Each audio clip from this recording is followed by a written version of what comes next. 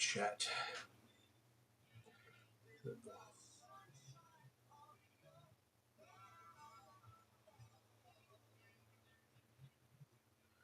Hey, everybody. Hello.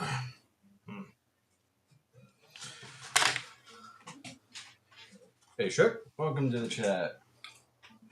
It's good to see that YouTube is working today. I had issues with YouTube chat last week.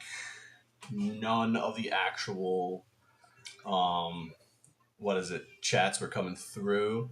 Hey, over on TikTok land too, Jake Quilter and Pamela McGivney. Welcome.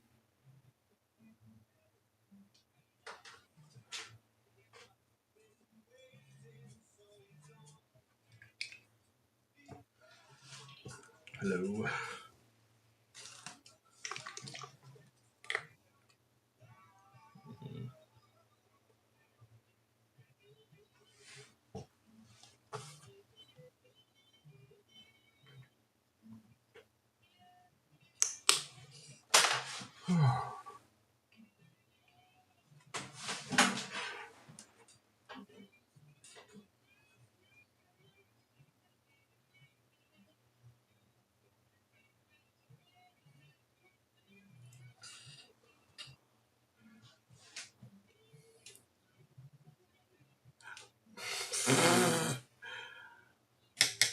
Is that a bird person? Yes, kinda.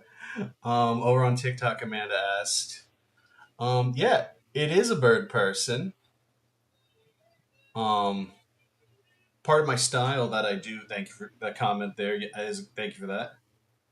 Yeah, we're at a weird angle here on TikTok. I'll try to bring it in.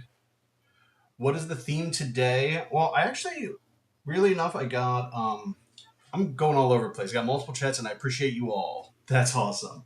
God, first off, answering Amanda over on TikTok. Yes, it's a bird person. If you are new here, I paint these kind of cloaked figures, and they all have animal skulls for heads.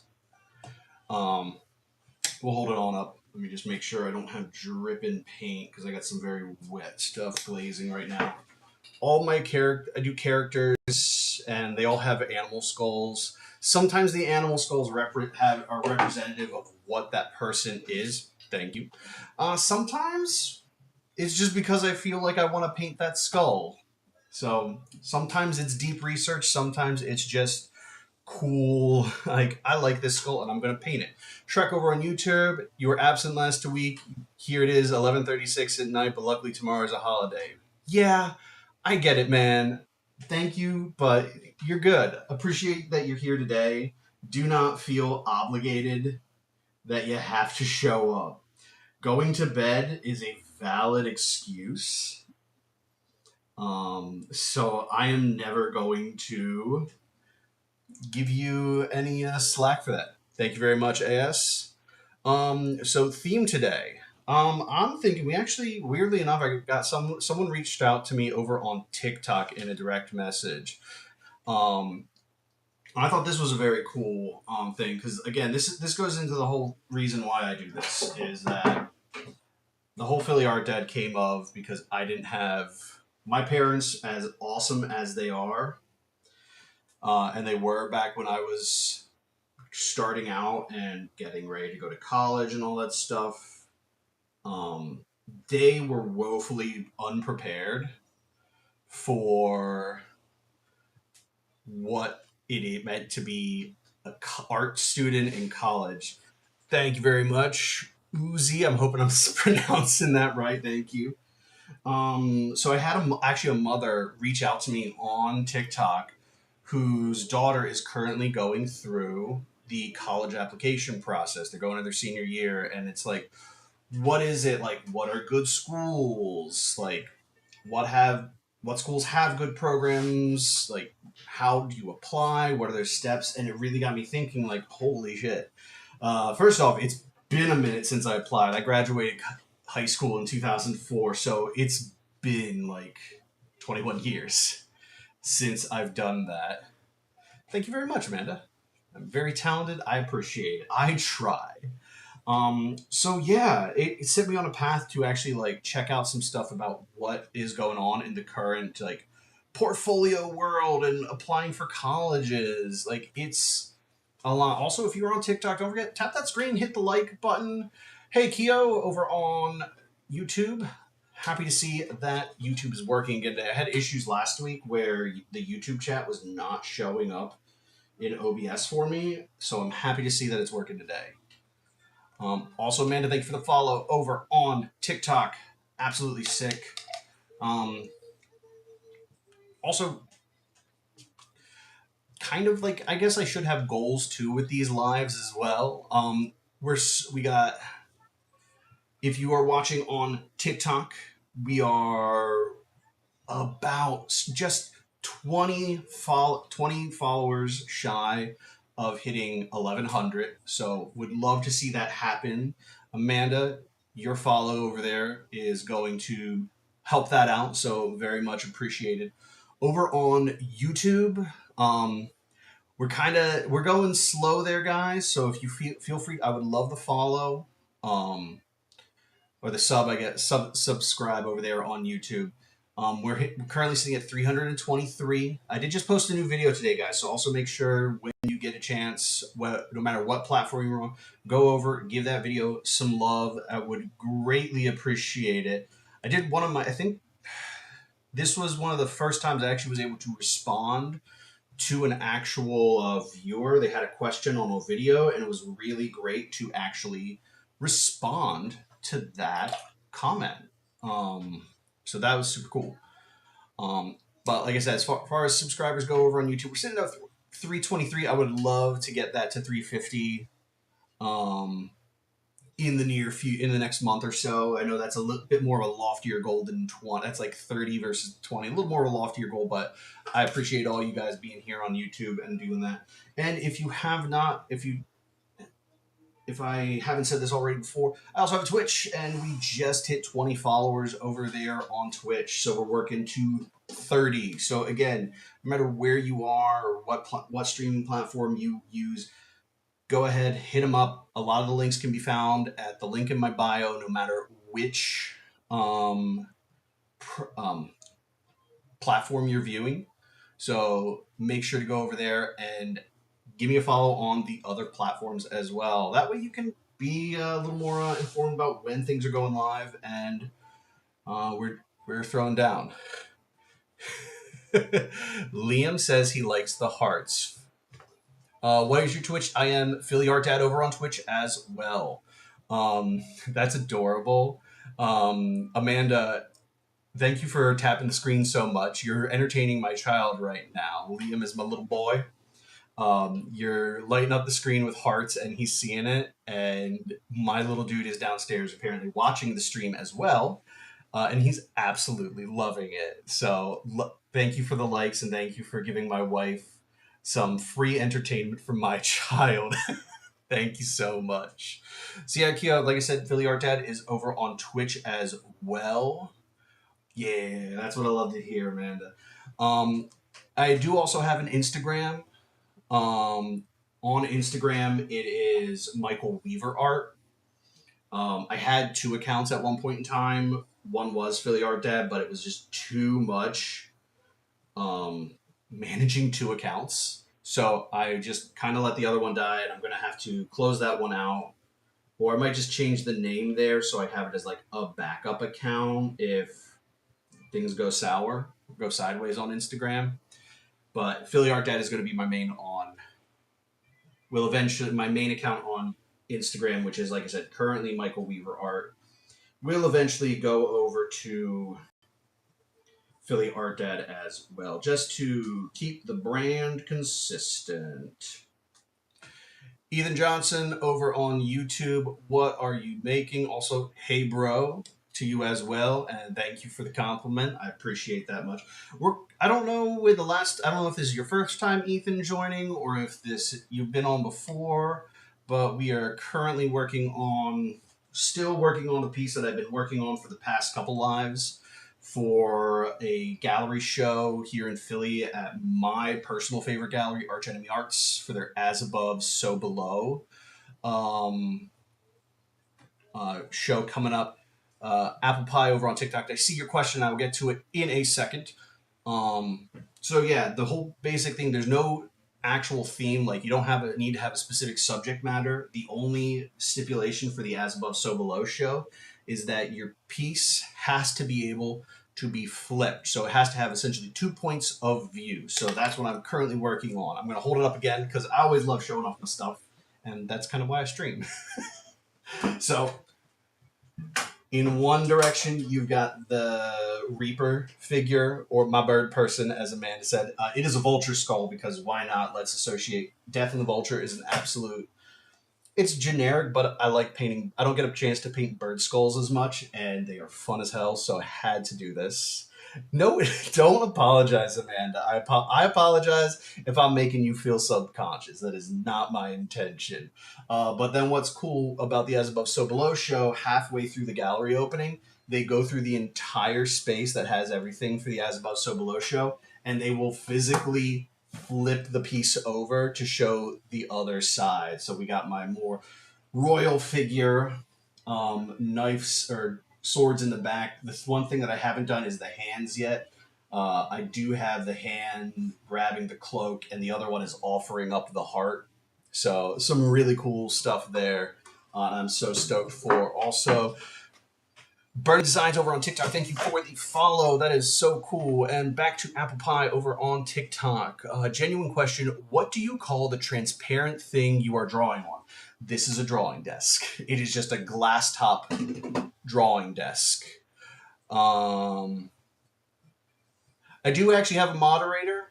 She should be hopping on shortly, Keo. I appreciate the ask, but we got the moderator set. They should be hopping on soon. Got my niece who lives down in Florida who mods for me, and she is awesome. She goes by Rotten Hazel on YouTube and Twitch.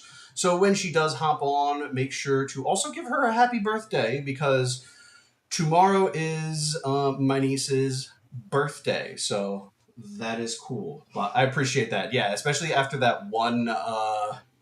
And there she is over on Twitch, Rotten Hazel. I don't know if you're over on YouTube as well, but happy early birthday to you.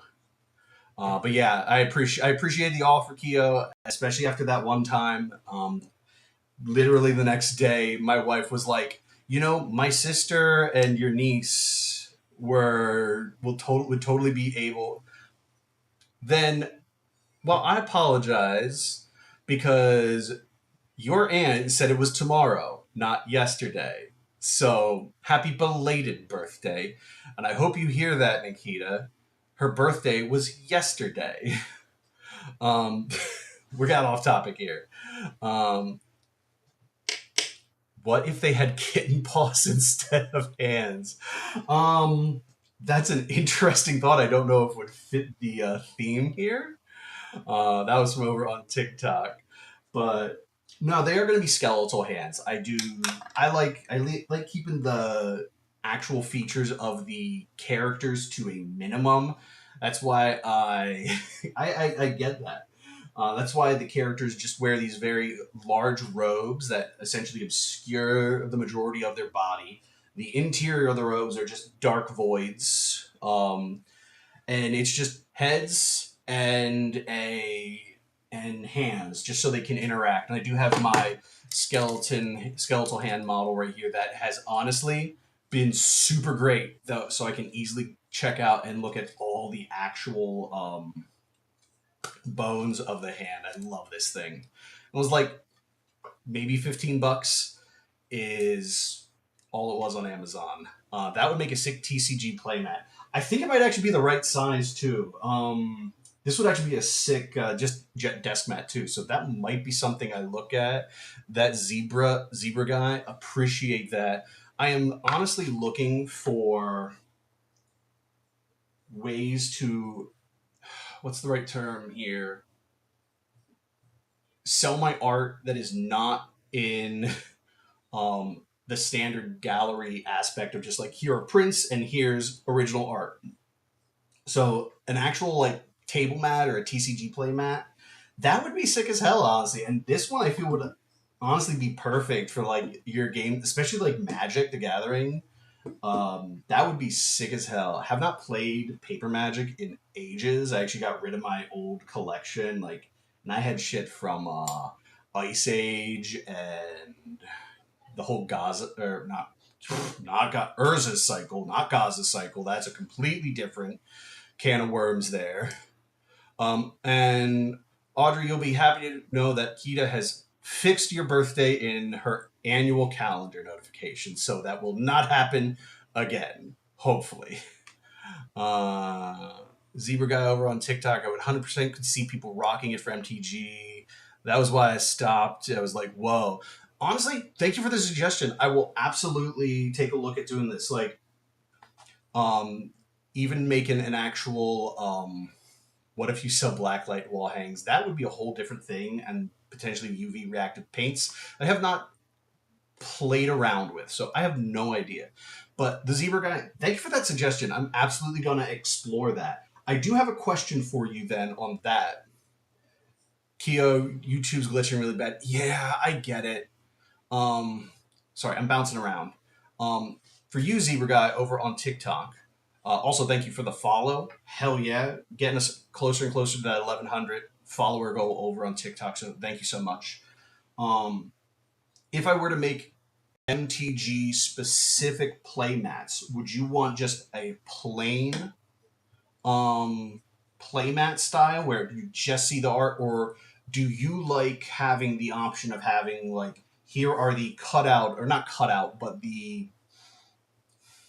like here's the discard, here's exile, here's the draw pile, here's the command zone, here's the lands, here's like all those kind of like sections gridded out on the actual playmat because I know like that can go one of two ways for a lot of people. So I'd love to hear your thoughts on that as I potentially now explore a product. Because yeah, especially with this piece, um, this is like that nice size. I play multiple formats, so personally, I just like the art. That's good to know. And honestly, I think that would be the most reasonable because then people who don't play Magic or any of these other card games, because yeah, maybe they play Pokemon or the Yu-Gi-Oh or something else. They could just have a basic mat that doesn't have any of that stuff. But also just someone who may want a kick-ass uh, desk mat, like those large format size desk mats, like for mousepad material. So that'd be cool. Keo, YouTube's glitching. Yeah, I apologize, man. I have started the process of finding sources for computer parts. I'm going to be building my own computer. The problem is that is a slow process for me that I am going to be working on all the rest of this year and probably in the next year, but I am working on upgrading my setup. So hopefully the streaming aspect on my end will not be causing any of that glitching. So I appreciate you surviving through it. I am going to be upgrading some things. I've got a microphone, like an actual stand microphone that I will be able to connect so you don't have to worry about the microphone, depending on if you're TikTok on the phone or on Twitch and YouTube, over my camera. So we're slowly upgrading things, and that's the point. It's like slow upgrades. I'm not trying to buy all this stuff at once. Um, I'm trying to work through it at my own pace. You could sell your custom images to people for wrap high-end cars with. That would be interesting. I don't. The problem with that is like that's an interesting thing.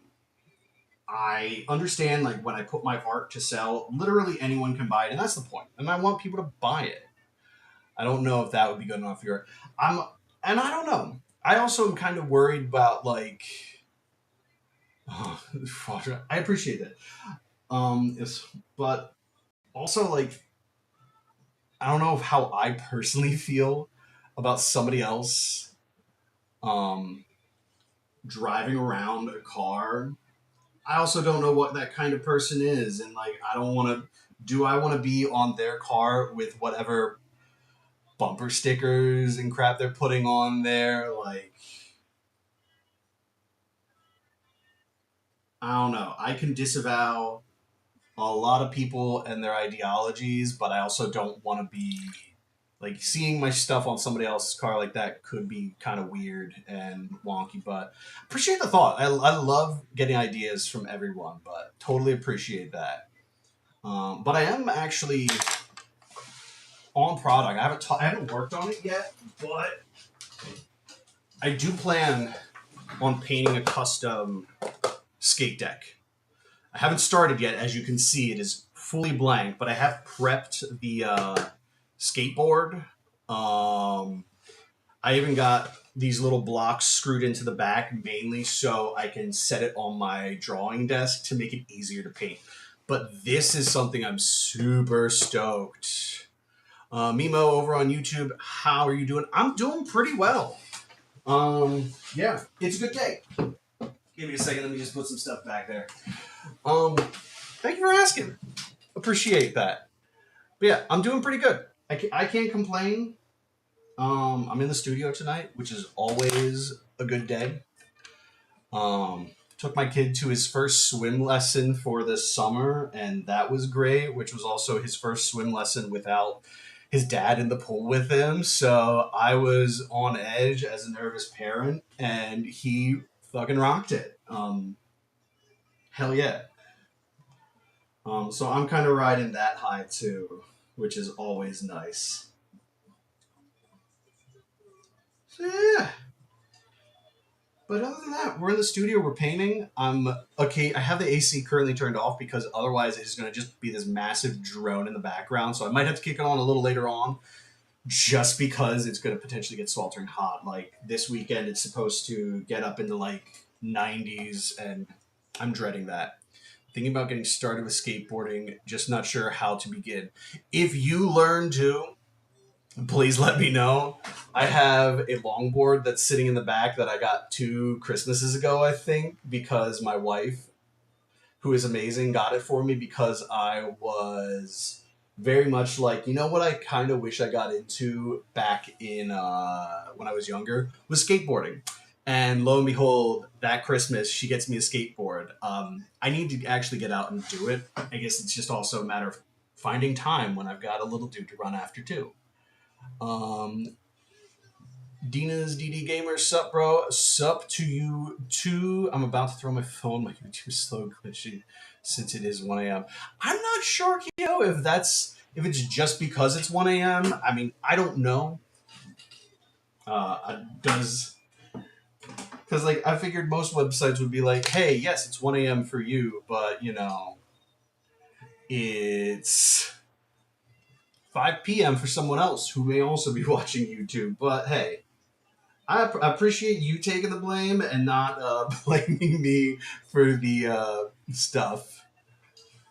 Tell it right. You were playing on. Yeah. Okay. Yeah. My wife popped in on the TikTok chat and she says to tell it right.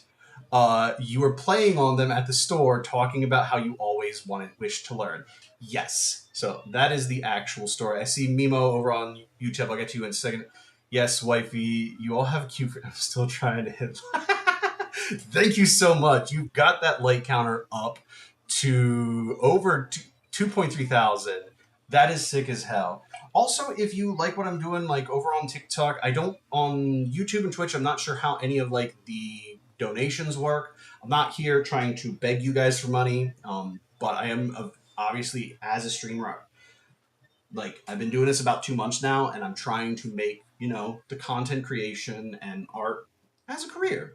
So any donations you do, I know over on TikTok we're doing the community thing. I think it's like Community Fest. So any kind of donations or anything, if you can, please do not run out and grab your parents' wallets or whatever. But any kind of donations on whatever platform are greatly appreciated. But like I said, do not feel obligated to. Um, but yeah, let's get back over to YouTube.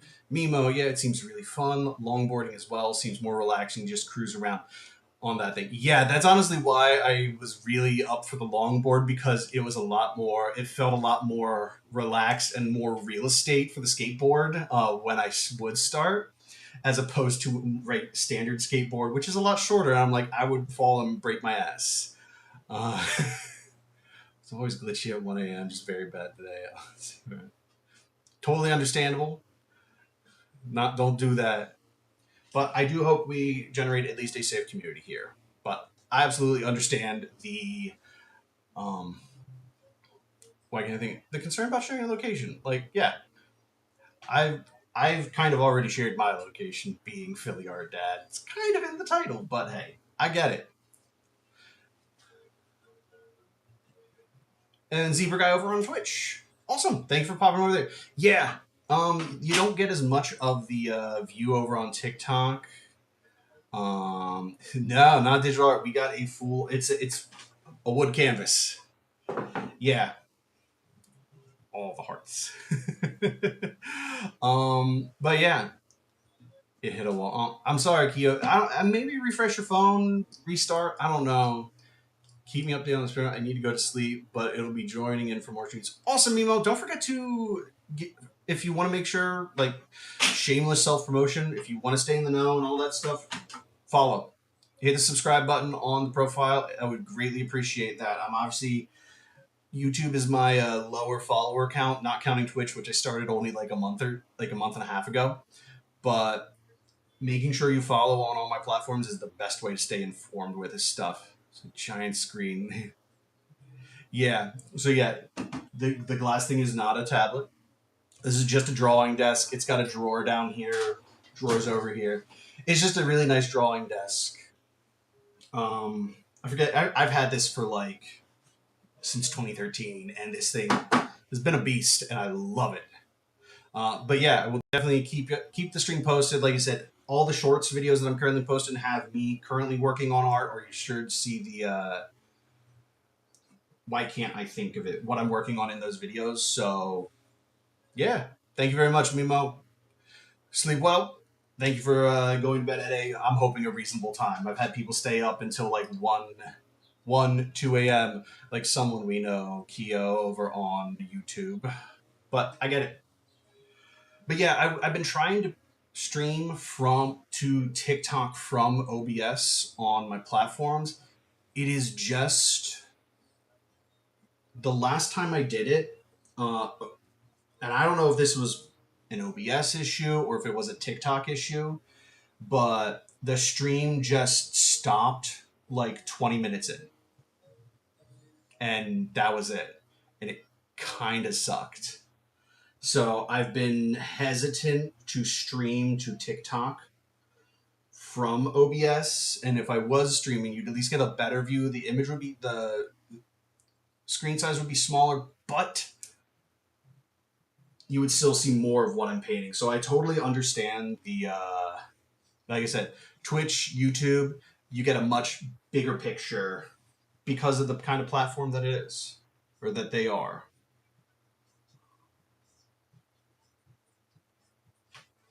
Turn the music up. Dedication. Thank you. Dedication because of my because I paint traditionally.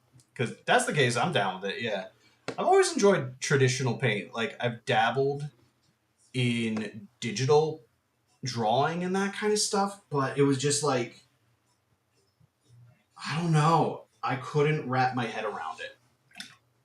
It just felt so foreign to me that I'm like, I can't. I do use it occasionally for like planning out pieces. So like I will digitally collage from like the reference photos I have a new piece.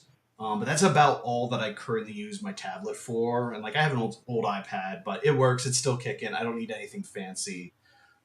Keo over on YouTube. One time I had a supply teacher who couldn't teach. I assume you mean substitute teacher who couldn't teach and sat actually watching your channel. So it was on topic. Started watching your channel. So awesome, man. That's awesome. That's cool. Weirdly enough, my wife just found this out, and I need to do the research on it. Apparently, there's a way on YouTube to get monetized by working with schools. And I don't know if this is high schools, college, or whatever, but you partner with a school or schools, multiple, and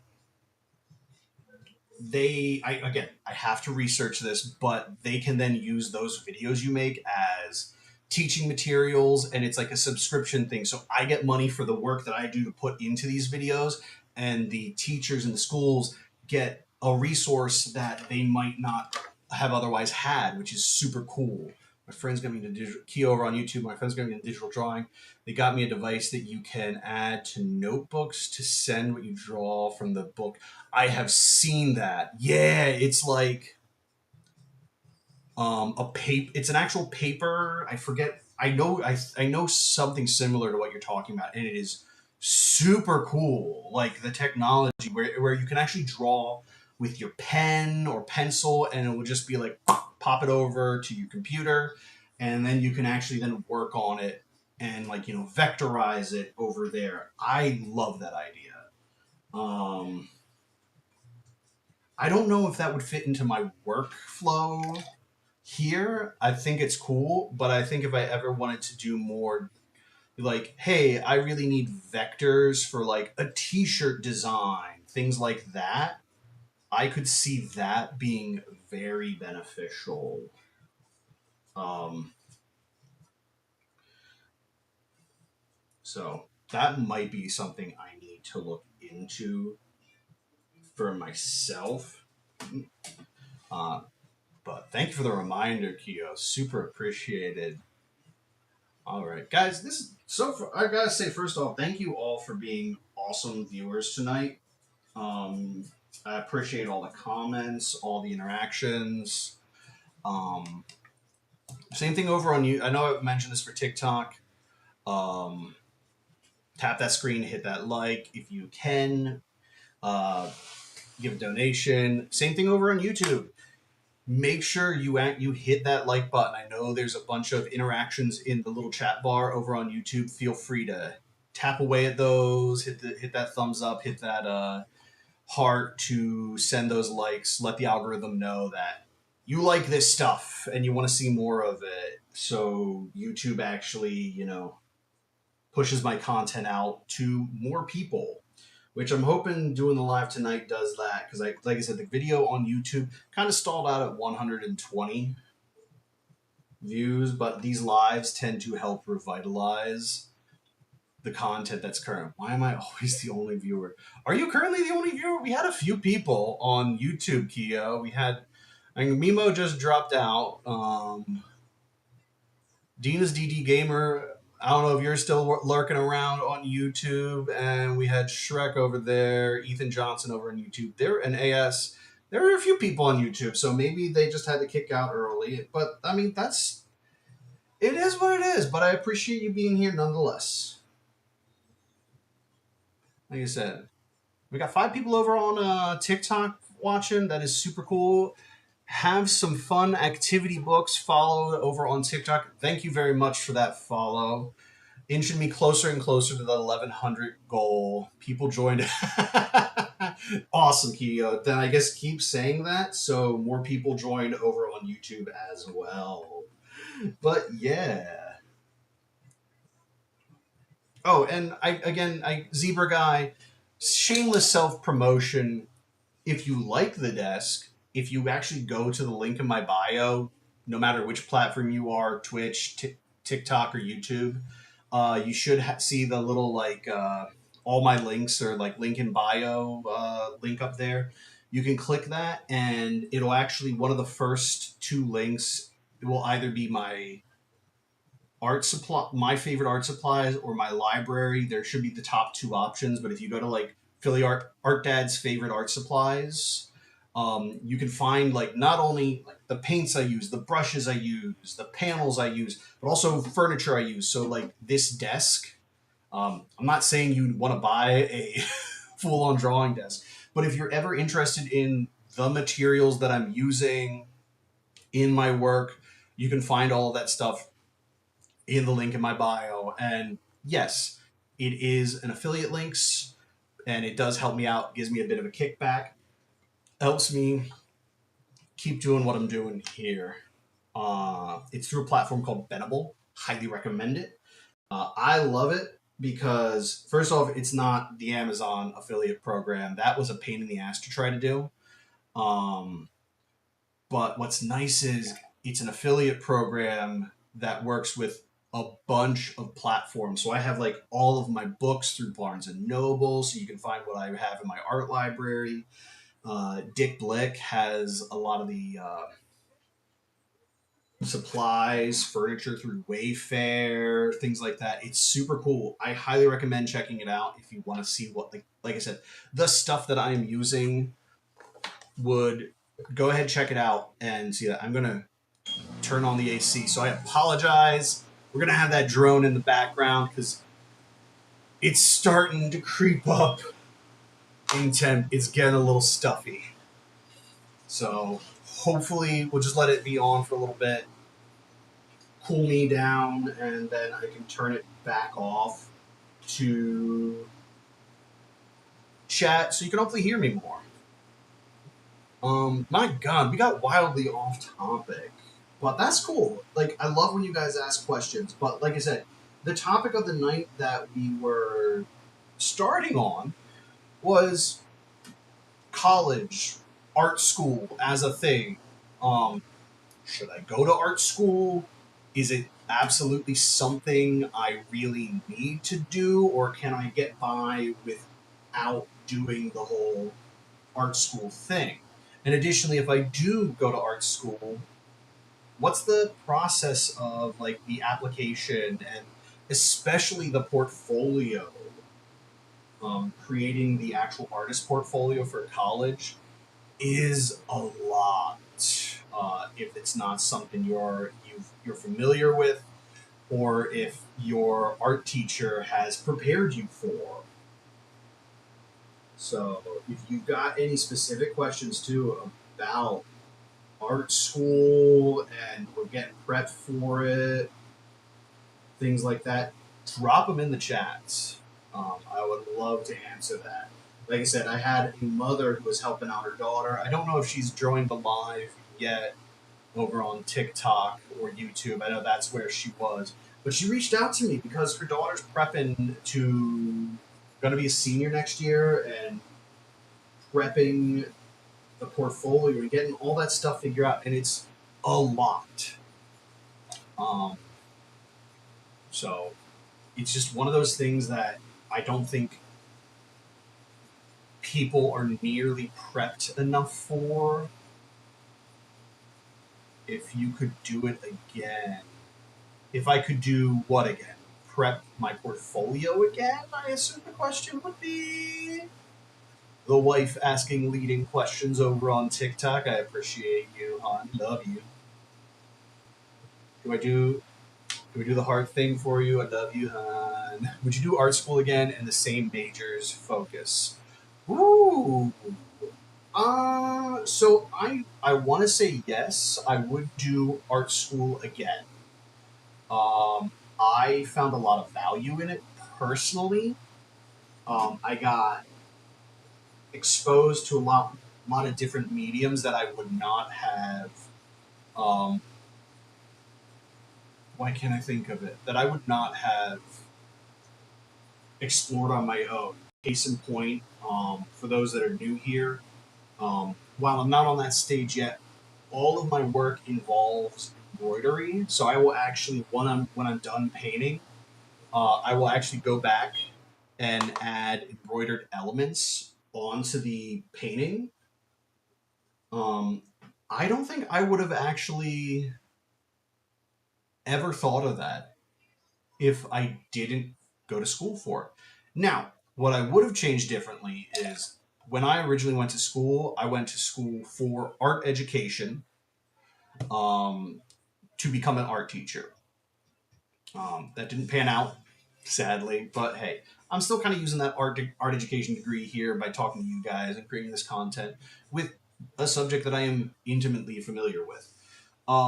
What I will say I would have done differently is I would have actually essentially been a dual major from the get go to hopefully maybe instead of taking a whole extra year of college, I would have maybe been able to do it in an extra semester or in all 4 years just by doing that. That was the only thing I would have done differently. For those of you who know, school I went to, Kutztown University, amazing for its art education program. Um, but like I said, I only went there initially for art education and nothing else. And I had an amazing professor there who was like, "Why are you just doing this? Why don't you do actual like um, traditional art as your major as well?" And it kind of resonated with me. I'm like, you know what? I never really thought about it that way. I grew up very practically minded.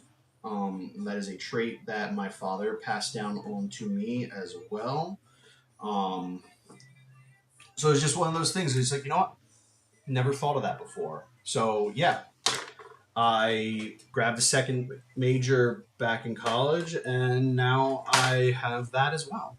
So I think if I would do it over again, I would have just done dual major from the get go. But that would require me to have this knowledge. Um, so yeah, I don't know. That's kind of the way I look on it. I look at college as a way to expand your horizons. Um, one, two, three. I need to mix a new black. Um, that I would not have normally gotten without the actual college program. Now, I'm not going to say college is for everybody. I have a good friend, Michelle Avery Koziak.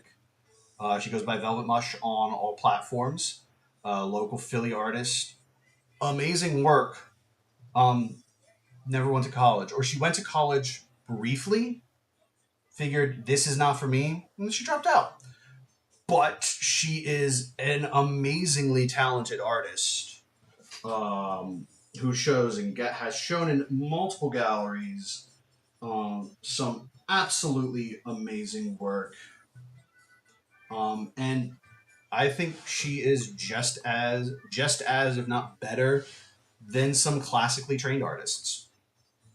So again, I think college is a personal choice that you just need to make for yourself. You got to understand that what you want to get out of it, and that is the thing. Um, and realize that sometimes it might not be what you want, and you also need to be okay deciding that part way through. Um, Great night. Good luck with everything. Go into an MTG event. Thank you, Zebra Guy. I think you already gave me a follow, but if you didn't, first off, I would say thank you for the follow, and if you didn't, make sure to follow me over on Twitch and over here on TikTok too. Super appreciated. Have a nice night, man. Thank you for jumping in and appreciate all the great chats. And yeah, definitely going to look at making tabletop match. Appreciate you, Zebra Guy. Absolutely appreciate you. Thank you, thank you, thank you. So yeah. Um, so yeah. Thank you for that question from my wife about that. Gotta have some people who are here for you and just want to see you succeed. Let's see the Keo. Hopefully things are okay on your end. Again, I'm seeing Twitch and YouTube have been a bit quiet, and that's totally cool. I appreciate lurking in the background as much as anyone. I love having your support here. So do not feel obligated to comment. I understand, to each their own. I've got to go. Unfortunately, my phone is cracked now. Oh, well, I mean, it, it's kind of your own fault for throwing it at a wall, Keo. But at 4%, yeah, I get that. So good luck finding a new phone. Uh, Getting that taken care of. And yeah, have a nice night. Appreciate you being on the chat as well. Again, everyone who's chatting, lurking, everything, tapping those like buttons, doing what you do. You are awesome, and I do greatly appreciate you being on here. Again, I get it, Keo, but hey, You have a nice night. Take it easy. Don't throw your next phone whenever you get it. Later.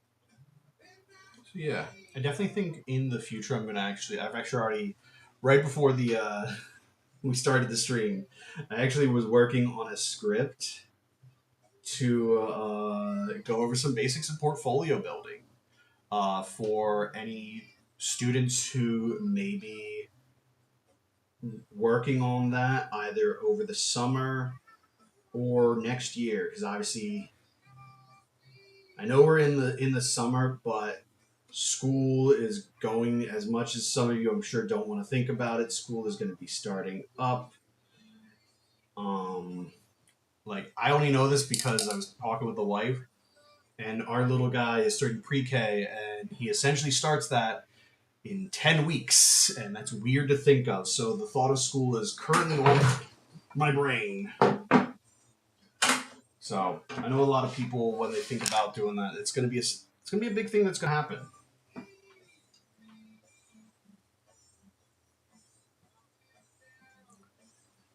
I need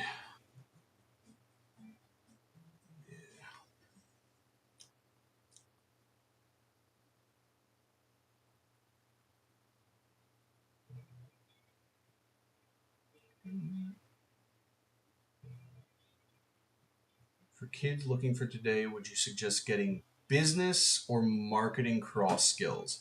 Yes, absolutely. Um, I don't know. So I'm gonna take a step back and I'm gonna answer it two different ways. So first off, I do truly think, um, like I love that I can actually paint for a living and do the content creation full time. Um, but obviously, this was not my first.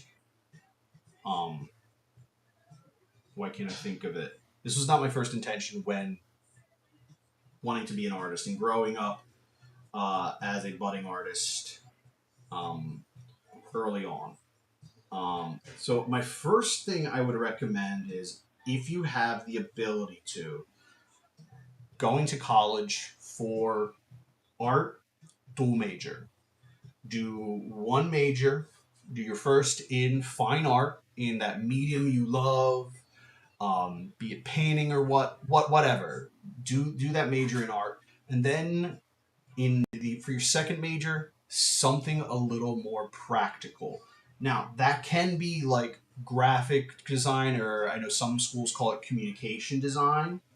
I think that is great. That way you have your your creative outlet, and you have something a little more geared towards, the workforce and getting you employment.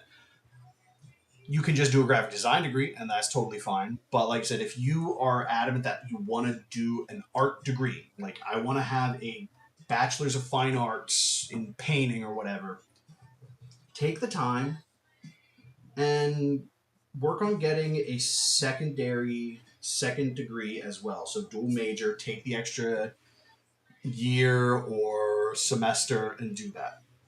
I just think that's a smart idea. If you're going to go the college route, that is not a bad idea. It's the cost of an extra, like I said, at most maybe an extra year in school, so 2 semesters.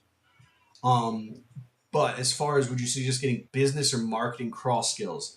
Yes, those skills. If you could, I would not recommend. Like personally, for me, I don't think I would have enjoyed getting a business or a marketing degree. I think I would have been bored out of my mind, and I would have hated every single minute of doing that. If I would have gotten a business or marketing degree, it's just not where my skills are. It's not where my heart is.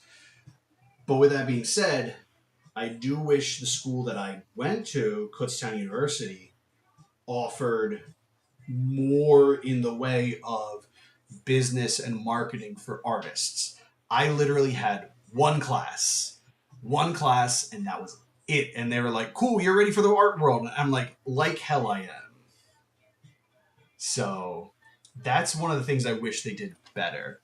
So maybe taking some extra classes that were business related would not have been a bad idea, but I don't think personally I would have done a whole like here is a business degree to go with my art degree. That would just I don't know. That would not be for me. Thank you for the question. Hi, Kitty.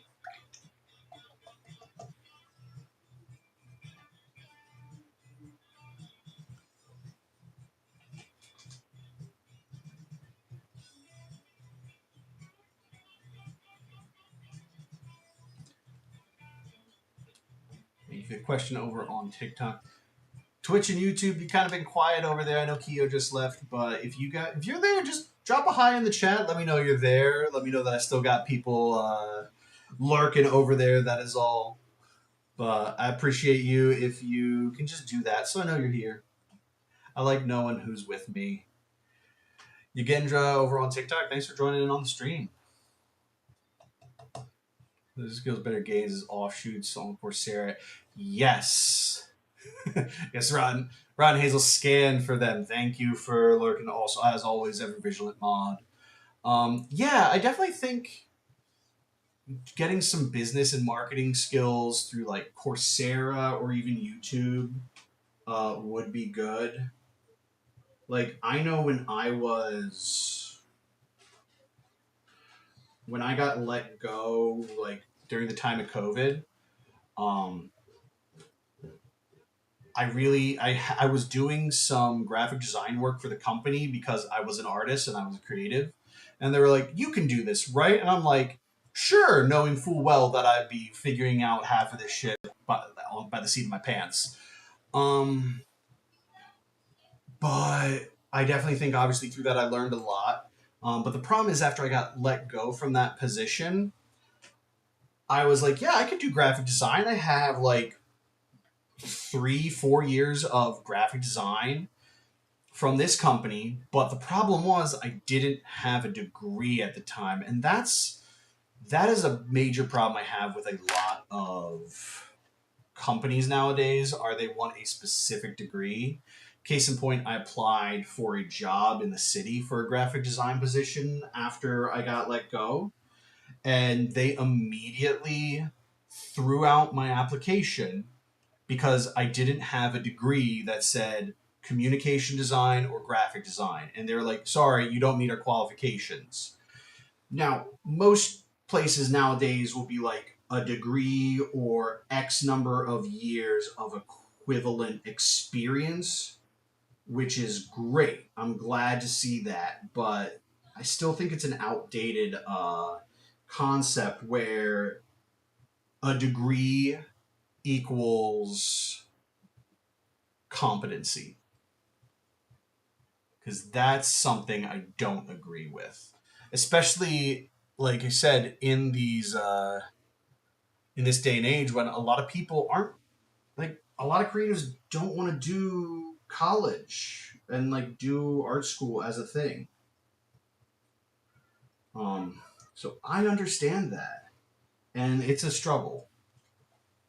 But I will say, if you are depending on what you want to do with your art, you definitely want to go to school because there are definitely probably programs you don't know. Like the mother who was asking about information for her daughter, they want to do game design and animation, and I'm like, that is awesome, but that's a lot of stuff that schools will most likely do not have, like, high schools do not have the capability to teach you. Some might, and those are great, but those are like one in a million kind of high schools.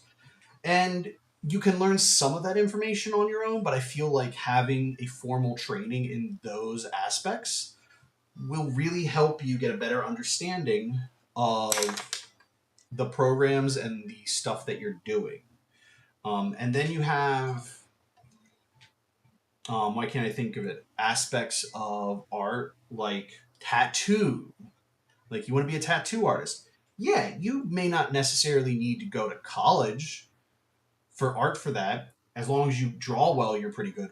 But you need to go through the proper channels of getting like your like trainings and certificates. Like, you're working with the human body. There's a lot of training that needs to happen before you can even touch another human being and start drawing on their skin.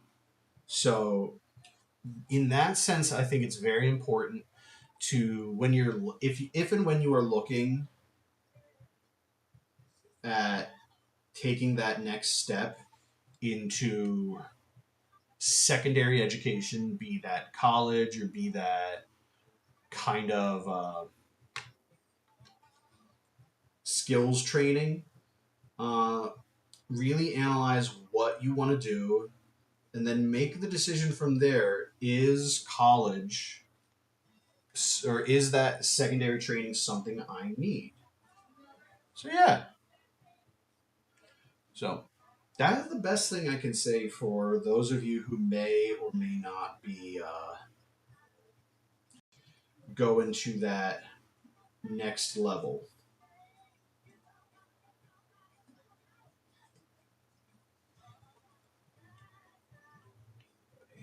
It's all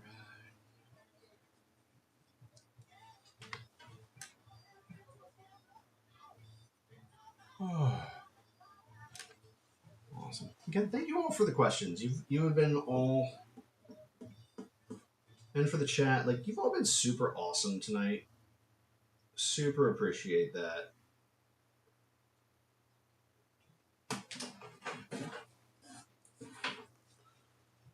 So, again, thank you to all of you. Don't forget, follow, sub, hit that like button, do all those things to let the algorithm know that you like what I'm doing currently. So, appreciate that. It's definitely been one of those things where I'm like, I don't like shilling like that, but I guess it just comes with the territory now with doing the whole uh, social media stuff. Actually, that would be a great thing for colleges to start picking up on. Actually, offering courses for social media as an artist. Like, again, I feel it's definitely a skill that can be picked up from just hopping on social media, watching a few videos, seeing what kind of, streamer or content creator, art content creator you want to be. But I think as artists, we're not fully prepared. Or again, I was not fully prepared for the world of social media. But again, I graduated high school in 04, graduated college in 09. So back then, I'm going to date myself. Facebook was just coming out as a thing, and MySpace was on its way out and dying. So, yeah, it's one of those things that might have changed in the college landscape of offering those kind of um, skills. Techie the Kid over on TikTok, thanks for joining. Hello. But yeah, I'd love if anyone is actually in college, graduate high school, another year before me, man. Like, yeah, things I would love to know how college curriculums, especially, have oh 2002. Oh, okay, you just mistyped, but legitimately, like how college curriculums have changed over the years from what I'm familiar with to now. Like I can only imagine. So if anyone here is who's watching is currently in an art program in college, I would love to hear if they offer any kind of like information on social media and managing that in kind of like a marketing and or business style um, course, because that's something that should definitely be a part of it. The Gen Ed core competency, personal branding through social media, absolutely, and that should be a whole separate class instead of being lumped into marketing as an artist, which is honestly what most schools would probably do, and it would maybe be a week of lessons and that's it. And in college, when you're only going to a class 2 or 3 days a week, it's like it's not enough time. There is so much in this world of social media that um, can be taught like over an entire course. But yeah, I wholeheartedly agree that just some kind of course for artists, like selling your personal brand, because that is also the concept of creating your brand as an artist, um, and then how to utilize and implement that brand elsewhere, be it through your website, business cards, things like that. There's a lot that can be taught with that. Awesome, awesome, awesome.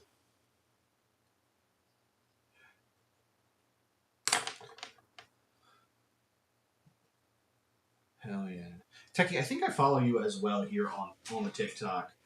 You are an artist as well, if I am not mistaken. And if I am correct in that assumption, did you go to college for art, or were you more of a self-taught artist? Knew I remembered you. So yeah, I'll repeat the question. Like I said, self-taught, college, and if you did go to college, was it? Do you think it was beneficial? Mostly self-taught. Sometimes. Why does TikTok want to filter some comments? That's stupid. I majored in art and community. Okay, cool. So did you get like a? I guess it would be for community college. Most of those only go up to an associate's degree. Is my assumption correct?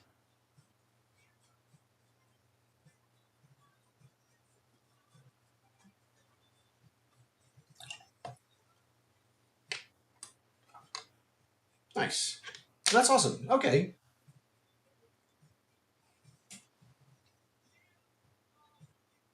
Now, obviously, like this is where I went. I did the full 4 year. I did the bachelor's degree at Kutztown versus a community college. So yeah, I had 4 or 5, including my dual major since I did art.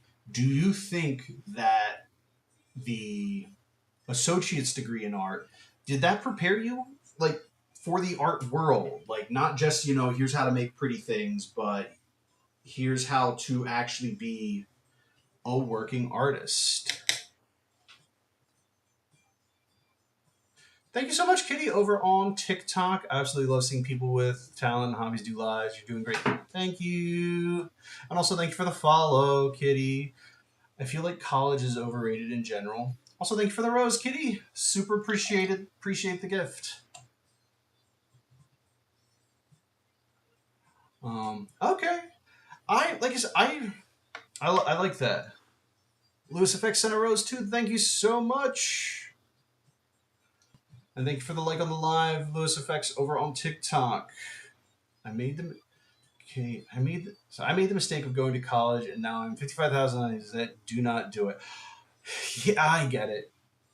I am so close to spend. Like, luckily, like with a lot of like the loan freezes, like I've been just sitting at like most of that, and I have like just $11,000 in debt, and we're like, we're so close to paying it off. But I understand the struggle.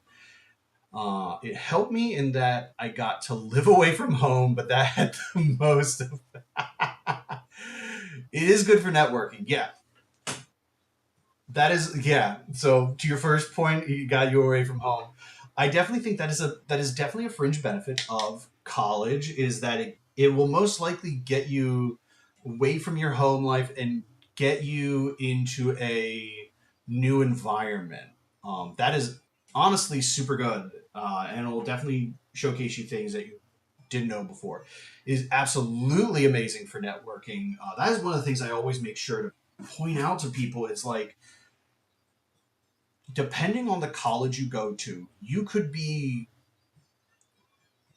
studying alongside some major. Thank you for the gift, Kitty. I see that one rose again. Thank you, thank you, thank you. You could be working alongside some major luminaries of the contemporary art world. Like, and when I say contemporary, I don't mean like the weird contemporary art that we see in museums. I'm talking about just like your contemporaries, people who are making art currently. So that's really clutch sometimes knowing that. So yeah, networking and also just knowing other people. I know like just in general, like in college, the guy who did my photos for mine and my wife's wedding was a colleague of mine over back in Kutztown. Like he did art education too, and he actually did our photography for our wedding, and that was super great. Also over on YouTube, Mars, thank you for the subscription. Love it, love it, love it, love it. But yeah, there's definitely an absolute aspect of networking and collaboration that can be done in college, or at least with the people you meet in college, be it a professor, be it fellow students. Those are all really, really clutch. Kitty said, I definitely wish people would have pushed me to do hobbies and interests or even a trade. I definitely think so. And I think it's definitely you're definitely able to turn a hobby into a career. But yeah, if you are doing that on your own, like outside of the realm of college, you are going to be doing a lot more work. You obviously got to teach yourself. You are the professor in that. But on the same note, you're not paying somebody an absolute fuck ton of money to teach it for you, and you may or may not use it in the end. Techie, I grew up in a Southern Christian home. I was medical. Yeah, that'll do it. This is why I'm a blue blood northerner here in Philly. Grant, I grew up in this. I grew up in the burbs in Pottstown, but like, I love my city. I love growing up. I love Philly. But I definitely agree. Like, getting out, and not even necessarily for college, but just getting out to places that are not your home can really open your eyes to some new things, especially as a creative. Um, I think that's really clutch to be able to do that. I On TikTok, he said, "No, I get it. Networking is really important. Future players might be along in class, absolutely. But again, if college isn't for you, college isn't for you. Now, it sounds like you've already went through and you've paid them, and like you're still working all of that off that debt. Welcome to the club. But we're all working on that together. It feels so you'll get there eventually. Just you'll get it. It'll happen, I'm sure. Kitty Cat, college was used for me, but I also needed to work at the same time. Not artist though. Yeah, and that's another thing. Like, obviously, depending on how you need to do things, you may need to work as well. There's a lot of things. Techie over on TikTok. The singular thing that most affected my art career slash life is going to a gallery and meeting an owner. Yes, um, that is quite possible. Not, and I will put a caveat. Not even just the owner, just other artists. Now, other artists may not elevate your status to being shown in said gallery, but I definitely think there is such a benefit of going to a gallery and just talking with other artists in the gallery, whether they're local artists or they are from out of town. It is so clutch to be able to talk with these artists that you may have not learned about or even knew they were a person. I never showed at the gallery. The owner introduced me to operating. Yeah. And that is another thing. Just having that gallery connection, whether it is with said gallery or other opportunities, is great. Hey, Ray, over on YouTube, thanks for popping in and saying hi. Yeah, no, that is absolutely a big deal. Like having a gallery owner know your name, and knowing that, hey, there's this thing that I think you would be a great fit for. Let me pass your name along to that. That's super clutch. And yeah, I will obviously say, like, getting to know the gallery owners at Arch Enemy was a big deal for me. And now, granted, I've been going to Arch Enemy Arts here in Philly since 2013. I have always attempted to make myself known to them. Showing next week. That's I now work with a guy that is showing in one of the biggest Memphis galleries. We're showing. That's fucking awesome, man. Again, those opportunities, that's sick as hell. But yeah, those are the kind of connections that you need. And yeah, they can definitely be made outside of college too. Honestly, I think some of the better ones are made outside of college as well. That is definitely a huge thing. It's the David Lusk Gallery in Memphis. I am not familiar with that one.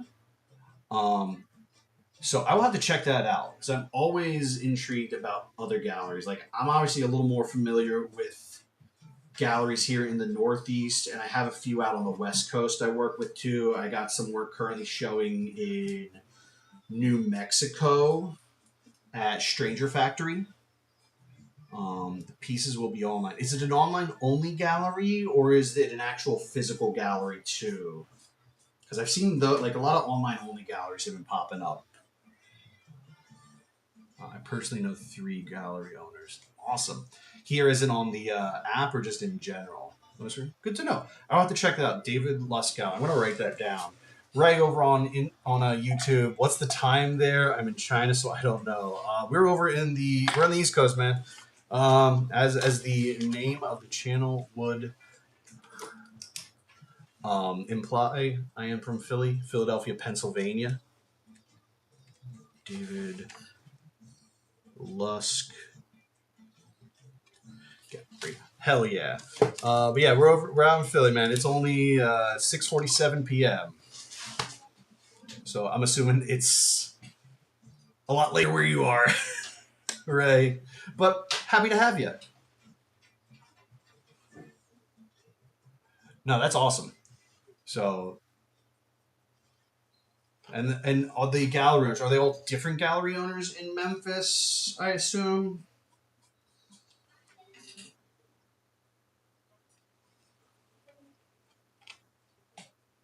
While I wait for Techie to answer, Marsh over on YouTube, how do you stay consistent when it comes to doing art? I'm an aspiring tattoo apprentice, but I really struggle to draw every day. Weirdly enough, next week I actually have a video covering that exact topic, because I got asked that in the comment. 11:48 here in the UK. Awesome. Happy to have you from the UK. So we're at the same time. Awesome. Let me actually pull up the script that I worked on because, that is actually, again, like you said, some of the biggest things. David Lusk Gallery, Martial Arts, and Jay Atkins. All right. I'm writing these down because I love finding new galleries, legitimately. David Lusk. Martial Arts.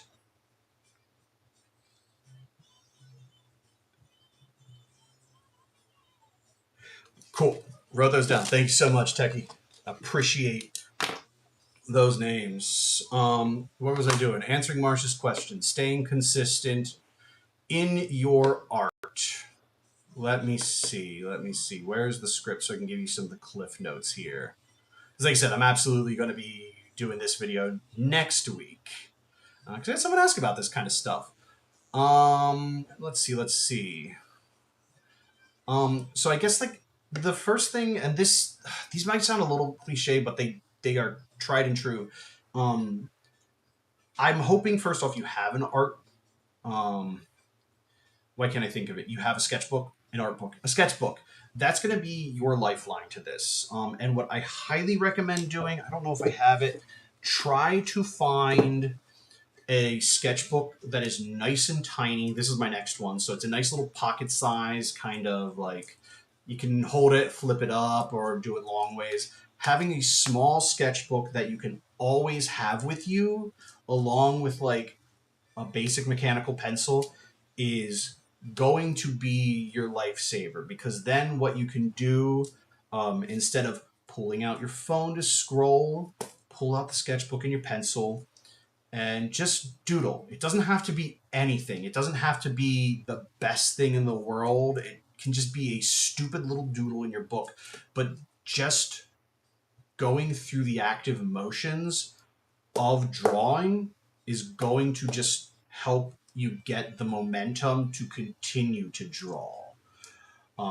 It's mainly about making that muscle memory. Let's see. Cliff notes from that. Shaking off Ross. I think another thing is, if you can, and this I think is going, this is going to be harder for some.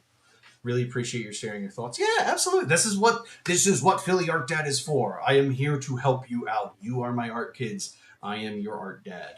I'm here to help you learn and try to get this stuff, learn all this stuff that you need to know.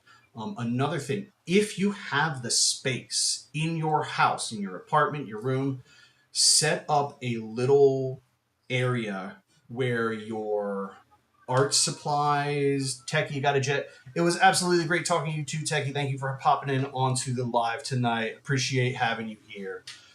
But Marsh, back to your question. Um, if you have the ability to set up kind of a little art station, like even if it's at your current desk that you maybe have your computer on, and just having like your sketchbook or a pad of paper with some pencils, colored pencils, some paint that are out and active and available, that is also going to make it a lot easier. You're going to be able to, again, easily pick it up, and then make sure when you are done drawing or sketching or painting for the night, put it back exactly where it was, and don't shove it under anything. The key is making it visible and making it accessible. I'm going to write a post-it note on my wall saying, instead of grabbing your phone, grab your sketchbook. Absolutely. It is. Sorry. I'm also rocking out the classic rock tonight. Yeah. I think the key thing to remember, like I said, be it with your like having a sketchbook you take along with you, or making a space where you always have art supplies accessible, is that thing of making it accessible at a moment's notice to you. And when I say accessible here, I'm not talking about in the sense of accessible for those individuals who have like a special need, physical need with that, but just making it readily available. There we go, readily available. That is the key, like the first step in making sure you can at least do art and draw consistently. Um, if that's hard for you, like getting it consistently, actually schedule time. Um, it sounds antithetical to the creative process, but if you know for a fact that, every, like for me, I have every Monday, Wednesday, and Friday night are studio nights for me. I talked with my wife, and we set it up so that, after I watch our kid all day, Monday, Wednesday, Friday, I get in the studio from about like 5:30 until like crash like around 10, 11 o'clock. Um, And I make sure to utilize that time to work on my art. Now, sometimes that might not always be in the creative process because being a creative professional definitely requires you to do more. Like in my with my whole shtick, I've got not only the creative process of painting, but I have to maintain a website. I have a digital store platform that I also maintain. Making sure that things are there, descriptions are there. If I do get any orders through those platforms, I fulfill those orders. And then on top of like the actual artistic and like being an artist, a professional artist, I also have the joy, air quotes, of being a content creator too. Um, so that is something that I need to devote time to. And that's going to be sometimes it's going to look like script writing, other times it's going to look like video production. It might be getting B-roll of me working on a piece. It might be doing voiceovers on said videos. Uh, Sometimes, and I try to limit myself, it is scrolling social media to find what current trending audios are going on that I can co-opt to have like an art slant. Case in point, I think Monday's video was I generally do like memes and trends on Mondays because they're fun to do like first in the week and a little lighthearted. Finding little bits of audio that I can utilize for those to make these quick 6 second short funny videos that are art related and are personable. So that's all part of the process. But it's important to remember that to do what you remember to do what you want to do with your art, and that is the act of creation. So that is really critical, I think, at the end of the day. Thank you for that question. And I think I went way over what you asked, but again, appreciated. And Marsh, I see that I have a subscription on YouTube from Mars. I don't know if that's you or not. I don't know if OBS just chopped off the last letter of your username, but if that was a subscription for you, thank you. I have to go, but I'll be back in 5 minutes. Really appreciate your advice. I will hopefully still be here. I generally do 2 hours of streaming.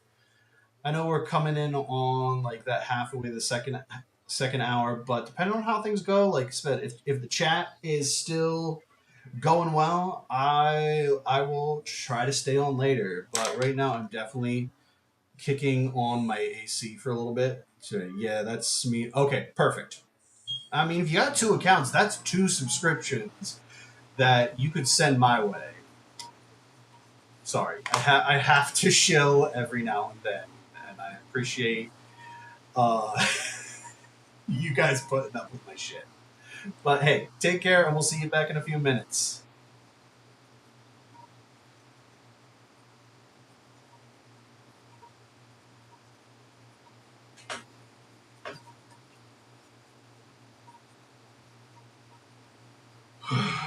Mm. Oops. Awesome, awesome. Thank you. I appreciate that. My shilling is paying off.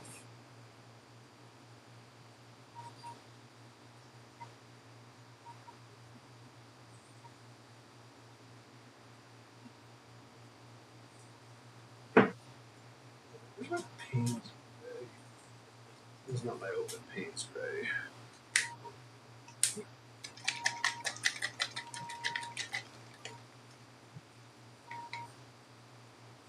Ugh.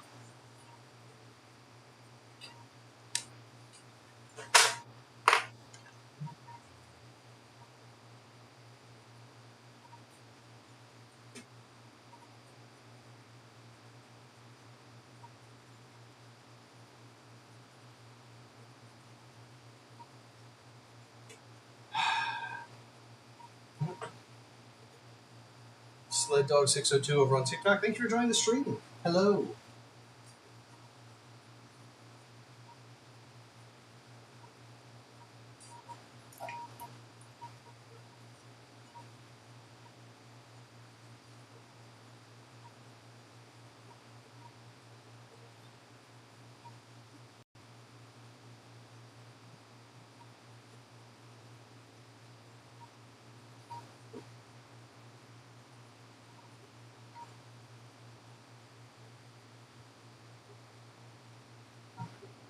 Everybody.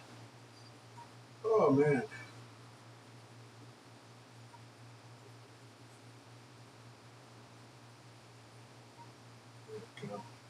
So I got a question for you guys.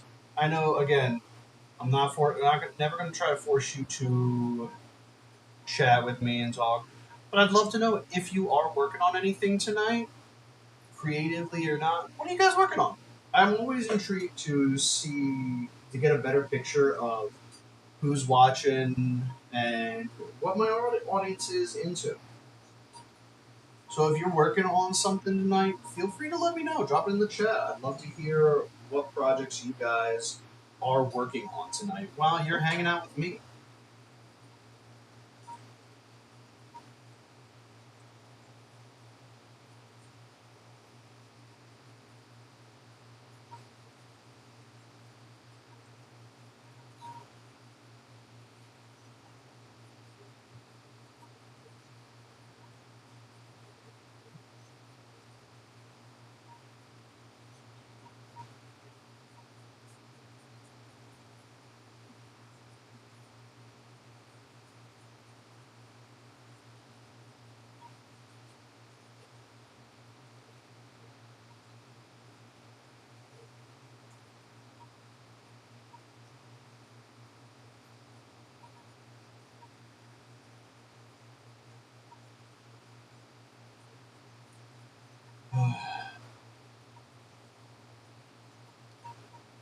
Oh, and don't forget, guys, if you are watching on Twitch tonight, make sure you hang around.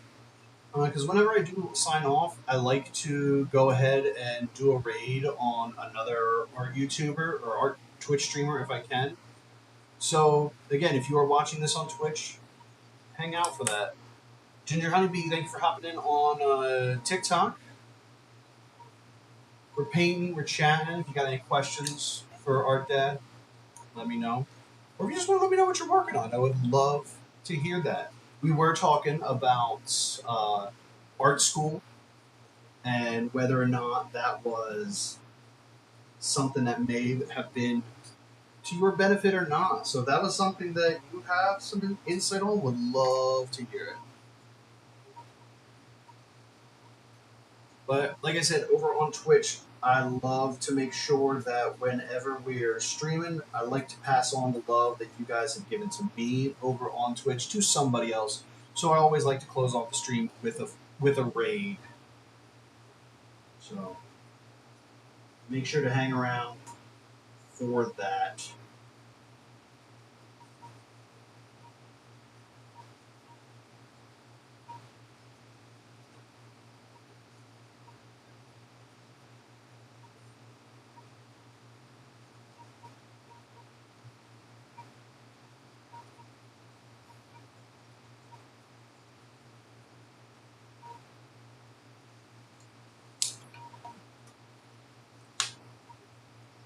Thank you, Lauren Rhodes. Much, much appreciated. It's my current piece I'm working on for Arch Enemy Arts here in Philly for their As Above So Below show. I appreciate the compliments. Thank you. I'm a sucker for a compliment. Like, Marsh commented, I've been drawing loads of bugs and beetles recently. If you haven't seen the Picasso bug, please look it up. It's so cool. I have not seen the Picasso bug, so I think that is going to go on the list of things I need to look up after stream. Techie over on TikTok gave me a bunch of galleries I want to look into down in Memphis. So that's going to be awesome. But yeah, I will have to look that up. I used to paint a lot of bugs. things. That was like one of my major things. Um, Amphetamine, we got a bot in Twitch. Hey, Audrey, I don't know if that is something you can block or these bots. I know these are hard, but like maybe we can somehow figure out how to remove these bots because they are dumb over on Twitch. But back to you, Marcia. I actually like. Granted, like my current work has definitely centered around more character driven work.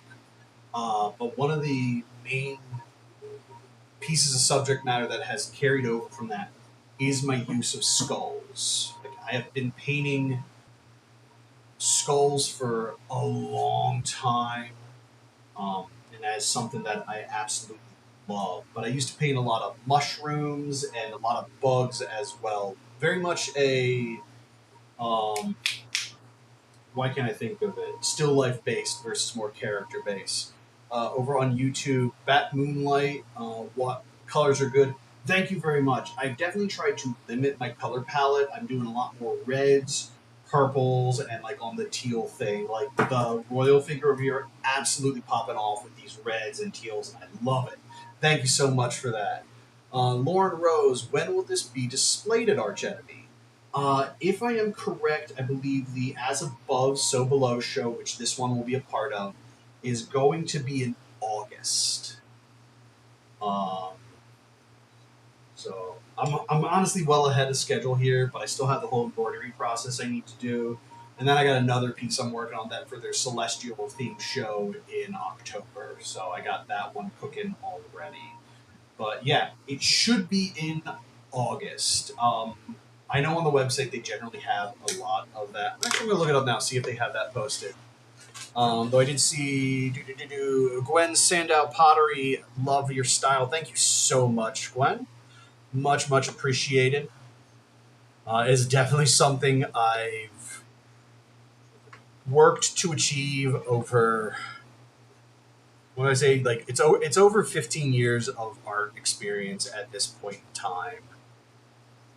So yeah, it's it's been a long time coming, and it's definitely something that I've worked towards. So very much appreciated.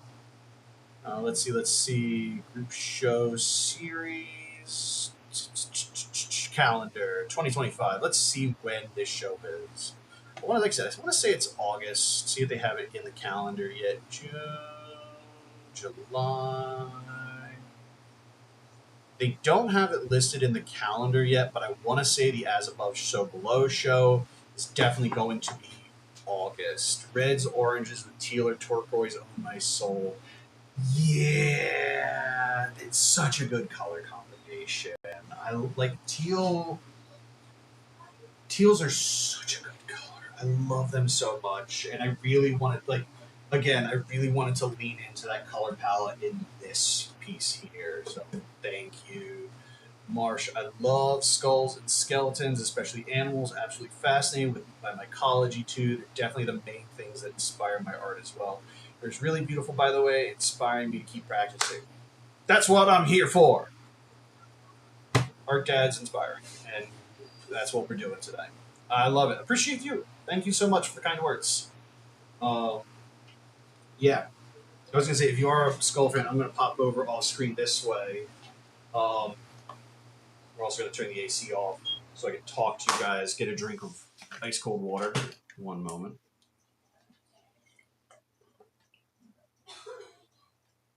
Hear music again finally. I love painting. Painting from references is obviously the best thing. Obviously, photos are a great source of that. The problem with photos is you can never truly find the exact angle you need sometimes, unless it's like from the side, from the front, from the top, or from below. Any of the weird like quarter angles are always hard to find. So I love having reference models at my fingertips that I can use at any time. And I, prior to doing any kind of before I had a kid and had to spend money on a kid, I went to a bunch of punk rock flea markets and oddities festival, and I have my skull collection off to the side. And I've got about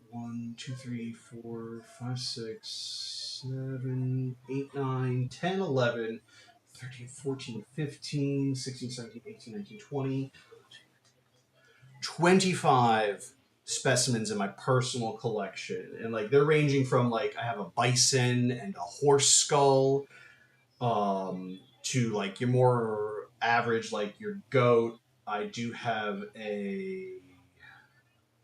have a like two different cat skulls, one of a wild, one of a domestic.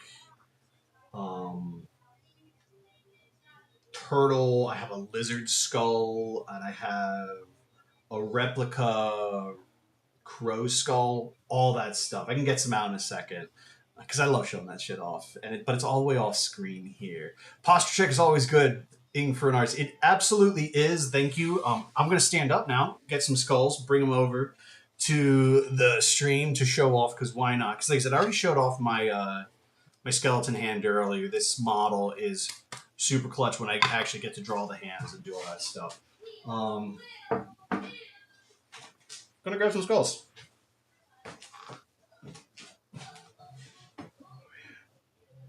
Maybe that. I'm only gonna grab two because I don't have enough hands, and the one I did grab is very fragile. So I do have like standard cat skull. We'll hold it so we can see over on TikTok too. Cat skulls have been like are definitely a skull that appears in a lot of my work.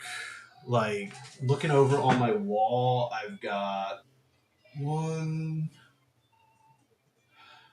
It does less than I thought, but over there, actually, if you count the one that I'm working on, I currently have 3 paintings in the studio that have cat skulls in them. So I love cat skulls. I love the bone structure and that. But my tiniest skull is this guy. It might be really hard to see. It is a bat skull. So yeah.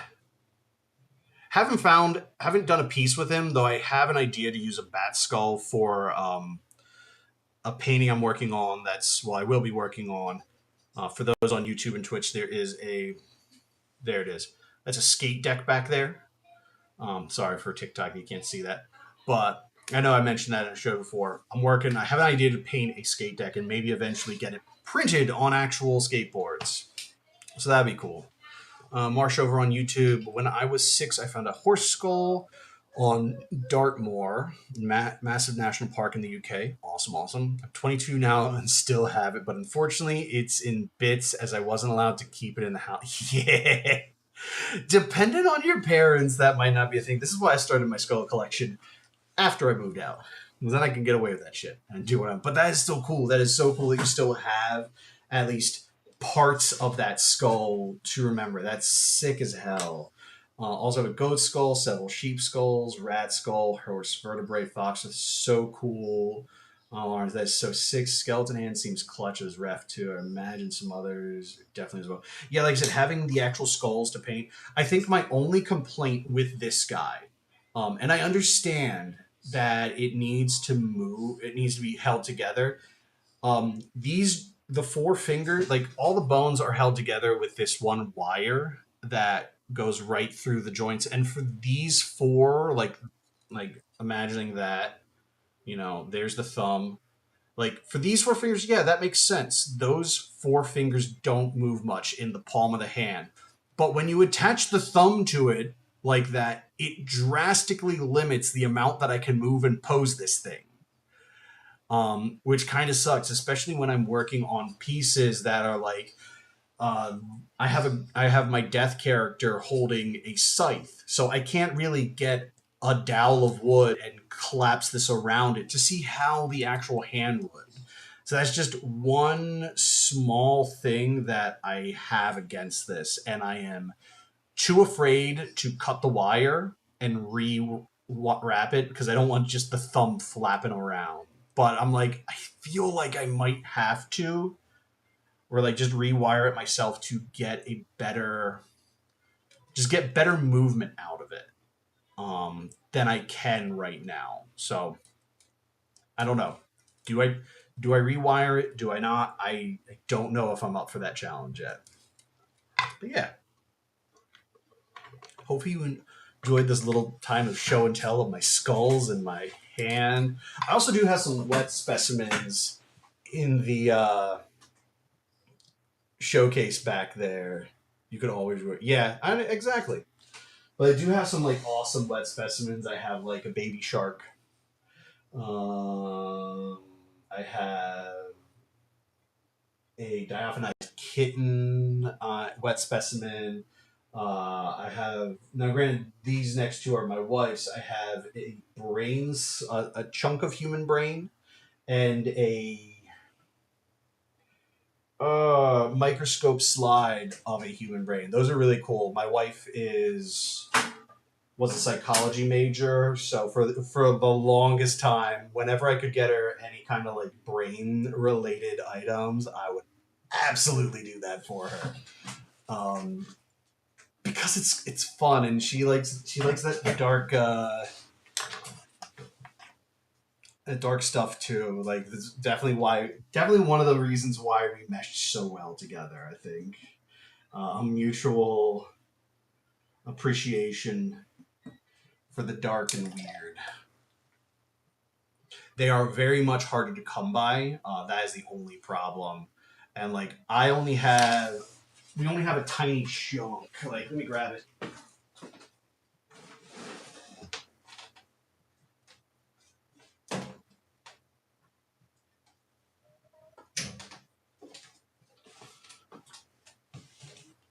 Psychologist representation. I'd love to see it. Absolutely. Also, Lauren, I don't know if you are subscribed over on YouTube, but I would absolutely appreciate having you on the stream tonight. If you don't follow, I would absolutely love a sub. And I've done the shilling for this current time frame, so we'll see. But appreciate having you in here. But yeah, little brain specimen. And now, like I said, this is just a small slice, not too big. I forget how much this costs, but like I actually priced out like full brain specimens, and it was like $200 or $300. And I love my wife, but I don't love her $200 or $300 to buy her an extra brain. So, but still, that was still a pretty cool thing, and it was, you gotta love when your current wife, then girlfriend, who your live-in girlfriend. The slide was by far this. The slide was pretty cool. Yeah, you gotta love that fascination on Christmas morning when they're opening up their gifts. Here's like cozy things and all this stuff, and then like, by the way, here's a piece of a brain. You gotta love it, and then that's how you know you found the right person. When they can match your weird. So absolutely, that's amazing. Oh my god, yeah. Again, it's definitely part of the reason why her and I got together. I think part of it, and we're still together to this day. So yeah, there's some basic life advice. Find someone who matches your weird. $300 for a gift is super expensive, but also pretty cheap for a whole ass brain, though. I could be also misquoting it and misremembering it. Um, honestly, it is arguably. It could have been more. I don't know. I probably for the best that I don't know the current going rate for a human brain. I could buy a new brain, but somehow maintain my. Yeah. Oh my goodness. Yeah. Probably for the best that I don't know the current going rate for a human brain, I would probably be on a lot more lists. I'm hoping I'm not on any lists. I'm just going to put that out there. But yeah.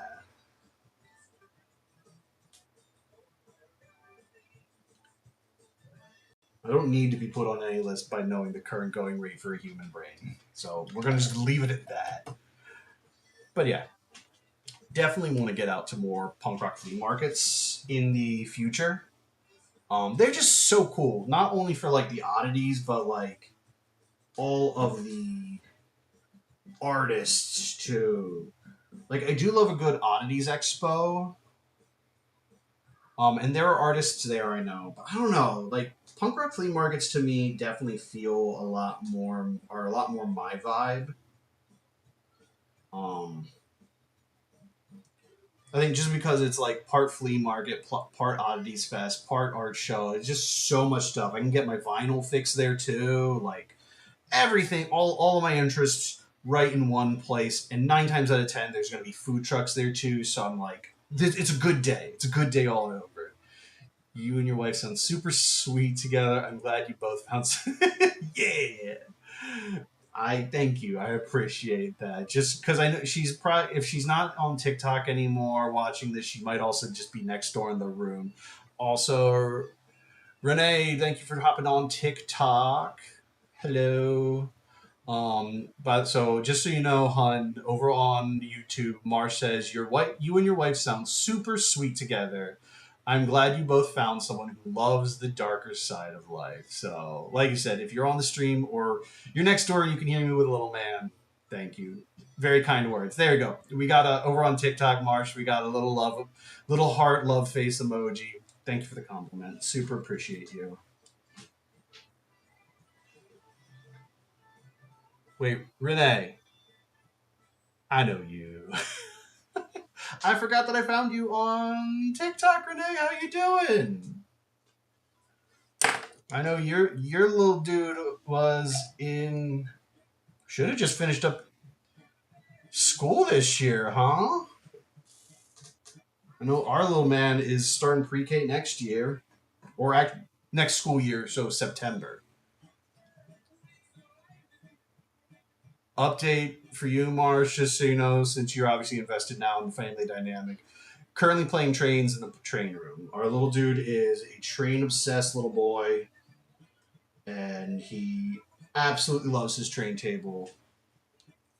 And we already have plans this upcoming September to go to Strasburg Railroad here in Pennsylvania for the day out with Thomas, which is always a blast. So it's awesome.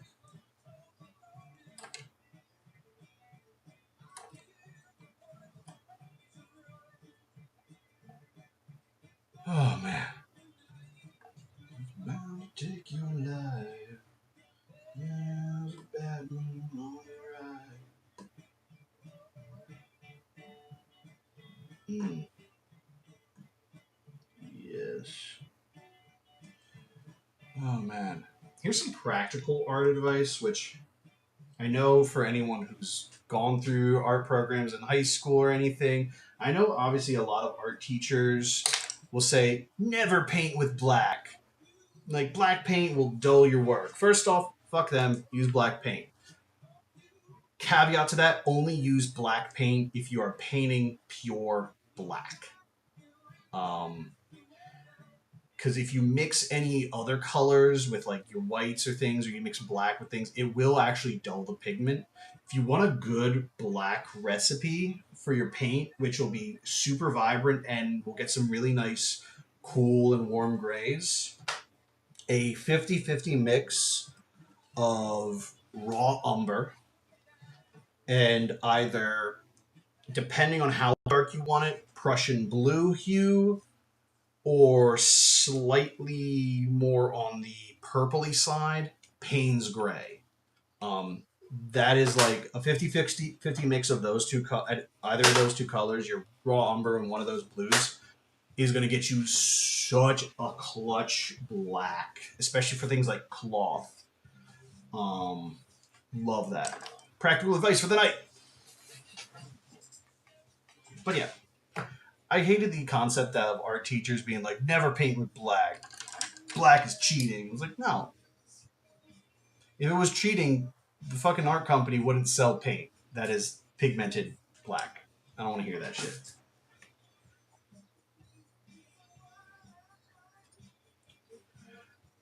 Yeah. The biggest thing to remember with black paint is that it will dull colors when mixed. So yeah.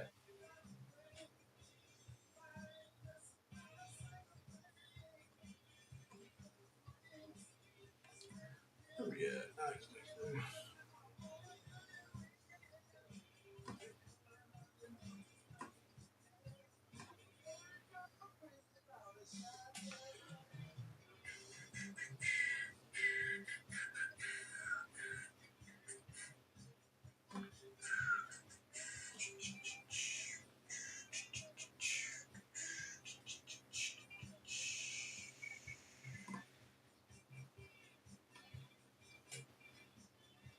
Oh man.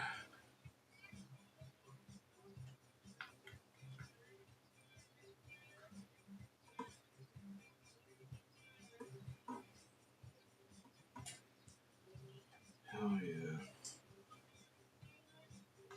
Oh man. Awesome. Guys, I gotta say that again, thank you for being an amazing viewers tonight. All your comments, everything. Always, always, excuse me, super appreciated. I went to a Steiner school hippie thing, and they refused to let us use black crayons or pencils until we were about 7 or 8. That's weird. Like, that's really weird. We'd hand out art supplies.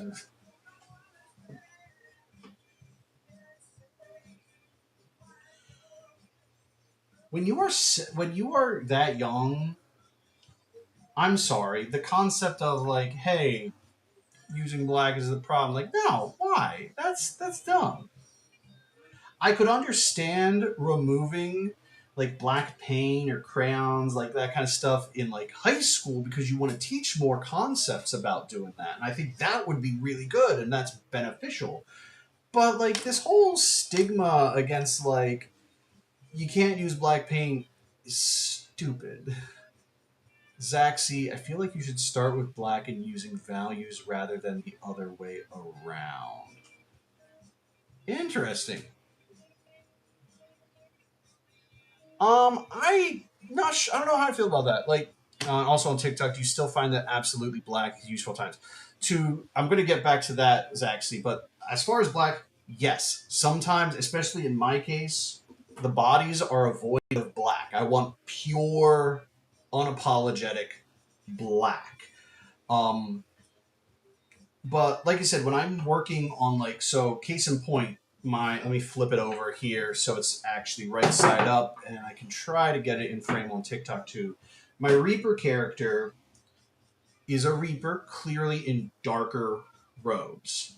But because of what I do when I paint these voids in the middle that represent their bodies, those are pure black. So painting pure black robes is a weird thing.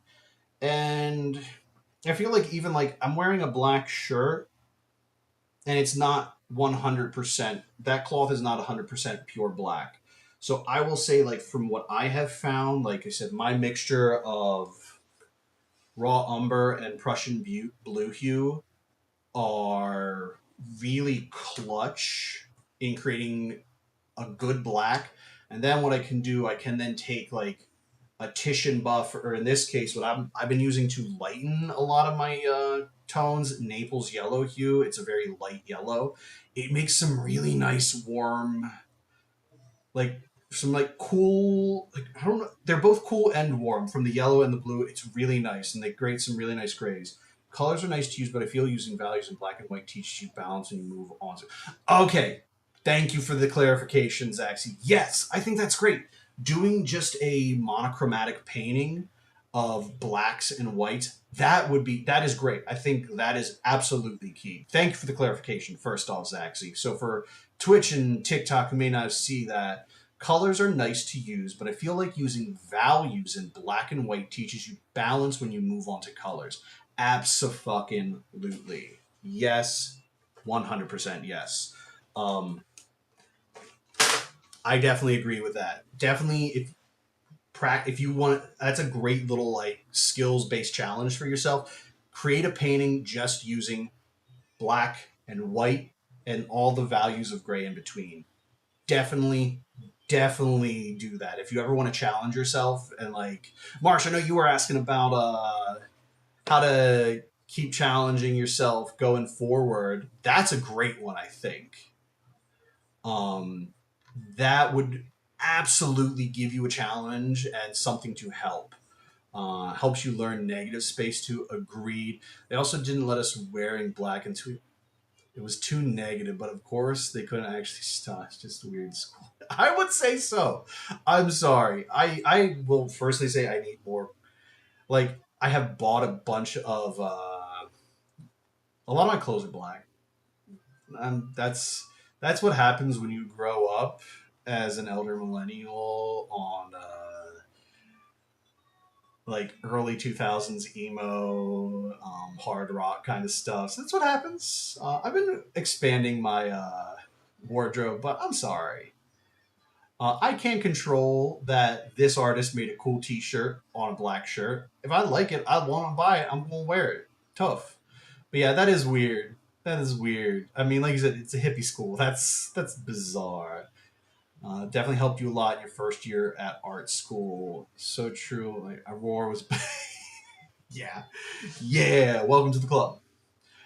Yeah, I think that's awesome. Yeah, definitely a value painting of just honestly any monochromatic style painting. I think would be great. Um, Super good to know. Super good to actually try that out. I know for myself, like he doesn't need my help when it comes to having other people subscribe to him, but I absolutely love 1000 on YouTube. I love his work. I was in a show or two at his gallery when he had a gallery out in Seattle called Statics. That was super cool. Also, really weird to be in his one of his galleries, and now he's like this super big YouTuber as well. Like that's weird. A weird little like connection thing. But he's been doing a single color challenge recently, of like each painting is a different color. We'll do a monochrome and grayscale challenge. It's great. Yeah, honestly, I think that's a really good idea in anything. Like if you are ever stuck in trying to work on a piece, try to find like a challenge you can do or some kind of just way to expand what you already know. So yeah, a monochrome challenge is obviously I think one of the easiest ones to do um, going forward. So absolutely try it. I'm trying to figure out what other challenges. Like there are so many. Like if you just want to, another tip for doodling and just actually drawing. Marsh, I just saw this. If you're ever at a loss for ideas, like obviously I mentioned earlier, um, just doodle, just make something stupid in your sketchbook. If you actually want to try practicing and drawing something, there are so many um, idea generators out there um, that you can use. If you specifically are like, I don't know if you do characters or more, but if you want to draw like more of a character based kind of thing, Jazza on YouTube, he has an entire character generator that you can use. And I think that's great. Stuff like that can help at least clear off the cobwebs of like, what do I want to paint? What do I want to draw? I don't have, these are things that you can do to like, hey, now I don't have to think about what I want to draw because the idea has come up, has been given to me. And now I can just do the fun part. Also, in this, because I wasn't allowed to wear much black as a kid, I would fool you. And now I'm evolved to a weird punky creature. As we all. That's kind of the natural progression of things. Like, I was always an art kid, so I already always had that weirdness going on. I just think after I got out of college, after I got to college, it just exploded more. Like I got into D&D and tabletop RPGs and all that stuff thanks to my now my best friend Kurt was my best man at my wedding. It got me into that mainly because we worked in the same dorm building, and I was like, "You play D&D? That sounds interesting. Can I come with you?" And a friendship was born, and yeah, and he's actually going to be visiting this week, and that's awesome. I think I'll try an ink wash drawing for grayscale idea. That's a cool idea, doing that. Especially with an ink, you don't want to mix it much, and then you're truly doing a one color. I would suggest if you're going to do that, before you go in on the actual drawing, do some practice swatches. I don't know how much you've done with ink, but like, yeah, just like go your full opacity to full transparency and make sure, try to get as many um, values of gray in between. So definitely do that practice before you go to the drawing. Idea generators are such an idea. I don't know why I never thought of that. It's one of those things that you just don't think of. Honestly, like, and you say D&D for the win. I think, like, you can also just find D&D character generators. Like, they exist. They are out there. Use them. Here's a character. Draw them. Launching a D&D shop soon. I actually play D&D 2 times a week. All right, you guys are obviously my crowd. I'm gonna put this out there for you. I can't drop a thing in there. I actually have a small Etsy shop that I haven't really touched in ages, and clearly you both like to wear black as well. I have over on Etsy. I have a small little shop called Metal Mage's Lair, and it's all like heavy metal D&D inspired stuff. So I use like metal style fonts, and I try to make these things. So I have like stickers, t-shirts. I have some like tumblers as well. If you want to buy anything, it's already up. It's over on Etsy right now. If you just look up Metal Mage's Lair, METALMAGESLAIR. Over on Etsy, you should be able to find it. I'm in OBS, so I can't drop it in the chat for you guys. So otherwise I would. Let me see here. I'm going to see if I can drop it in the chat. Because, yeah, it's definitely one of those things that I was like, you know what? Especially when I was unemployed and trying to find a job, it was something that passed the time. So that was, it helped me get through a lot of just like the monotony of not having a job, which fucking sucked.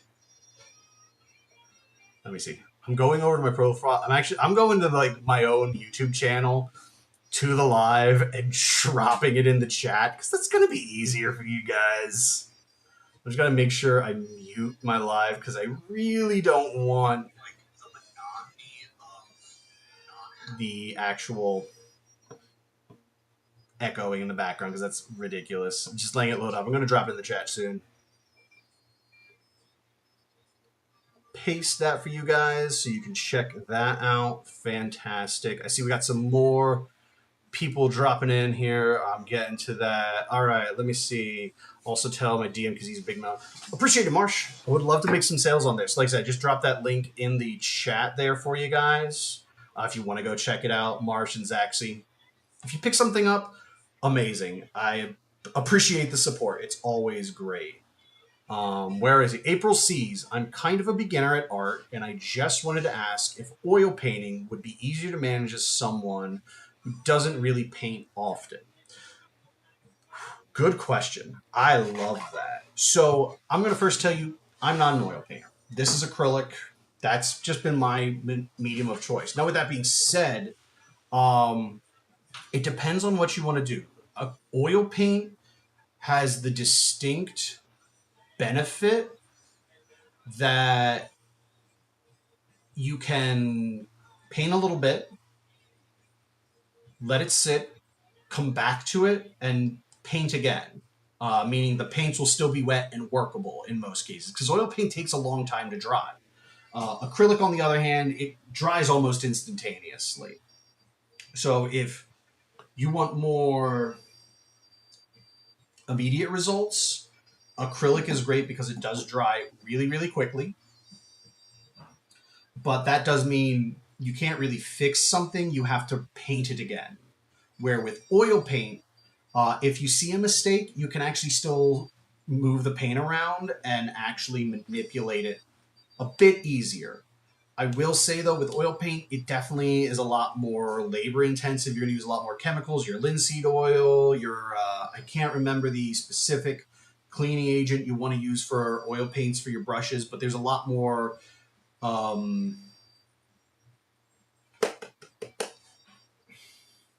lot more stuff that goes on in the back end, I guess we say. God, I can't find the words for that.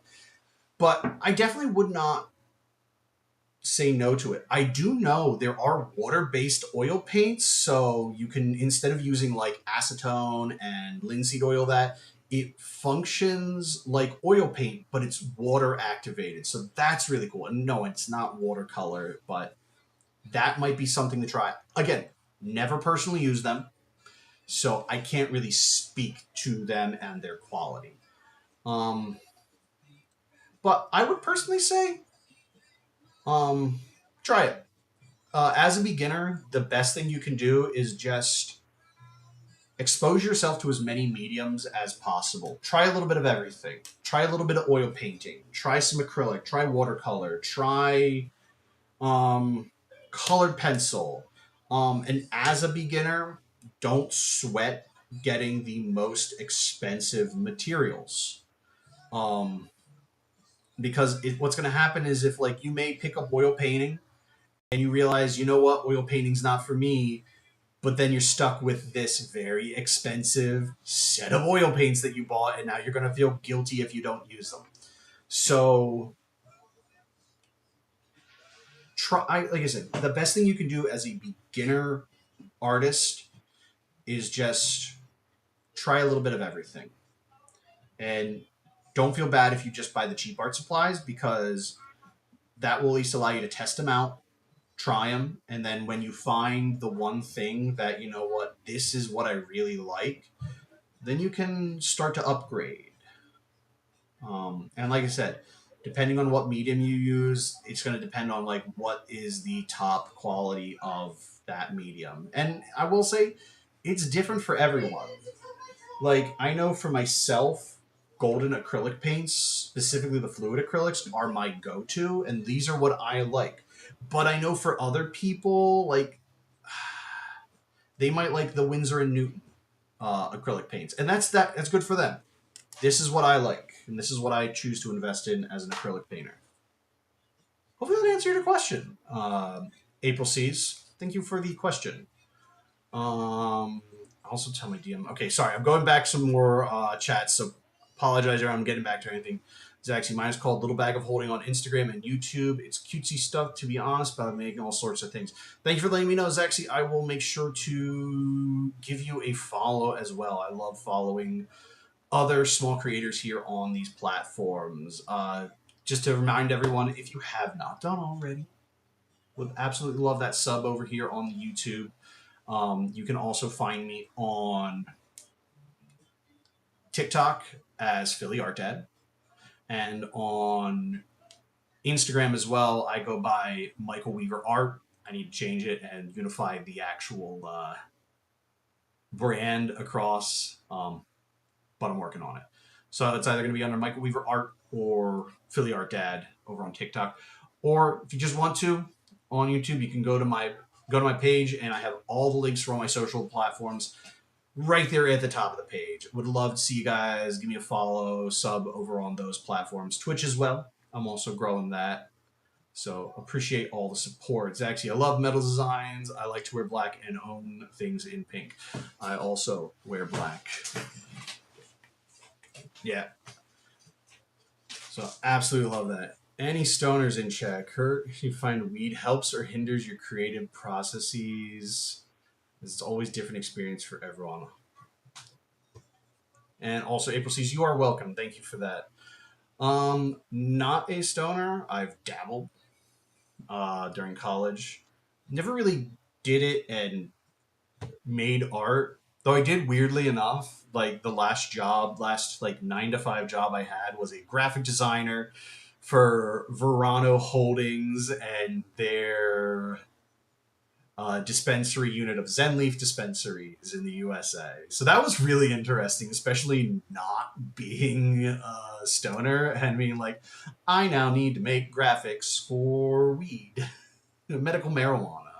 It was fun. It was a really, honestly fun experience. Um, Especially in the graphic design world. That was interesting. So, and especially in the medical marijuana world where it's like, it needs to be very professional. It can't be like this absolute stoner mentality because there are a lot more regulations. Though what was cool is because Verano was a large company, they had a lot of different. Oh, we're gonna pause the. Hey guys, we are gonna pause the stream right now. I'm just gonna put up my "We'll be back soon." I'm just seeing the time. I've got to go hug little man and give him a goodnight kiss. I will be right back. So please hang on, chat amongst yourselves, and I will be right back to talk more. So see you guys in a little bit.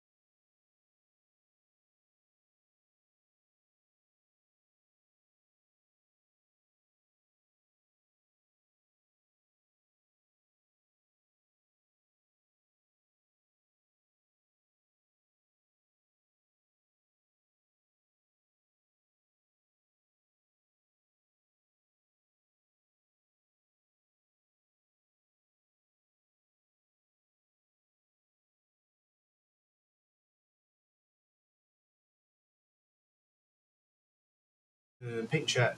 And we're back. Thank you so much, guys, for hanging on there for a little bit. That sounds like a pretty cool job, to be honest. I'm on medical weed myself, and the packets I get my stuff in are very plain. I'd love to have the opportunity to make them look a bit nicer. Honestly, from what I've seen, like I said, it's all about regulations for where you are. Some states are very lenient and are all about it. What goes on? Some are a lot more stricter. Like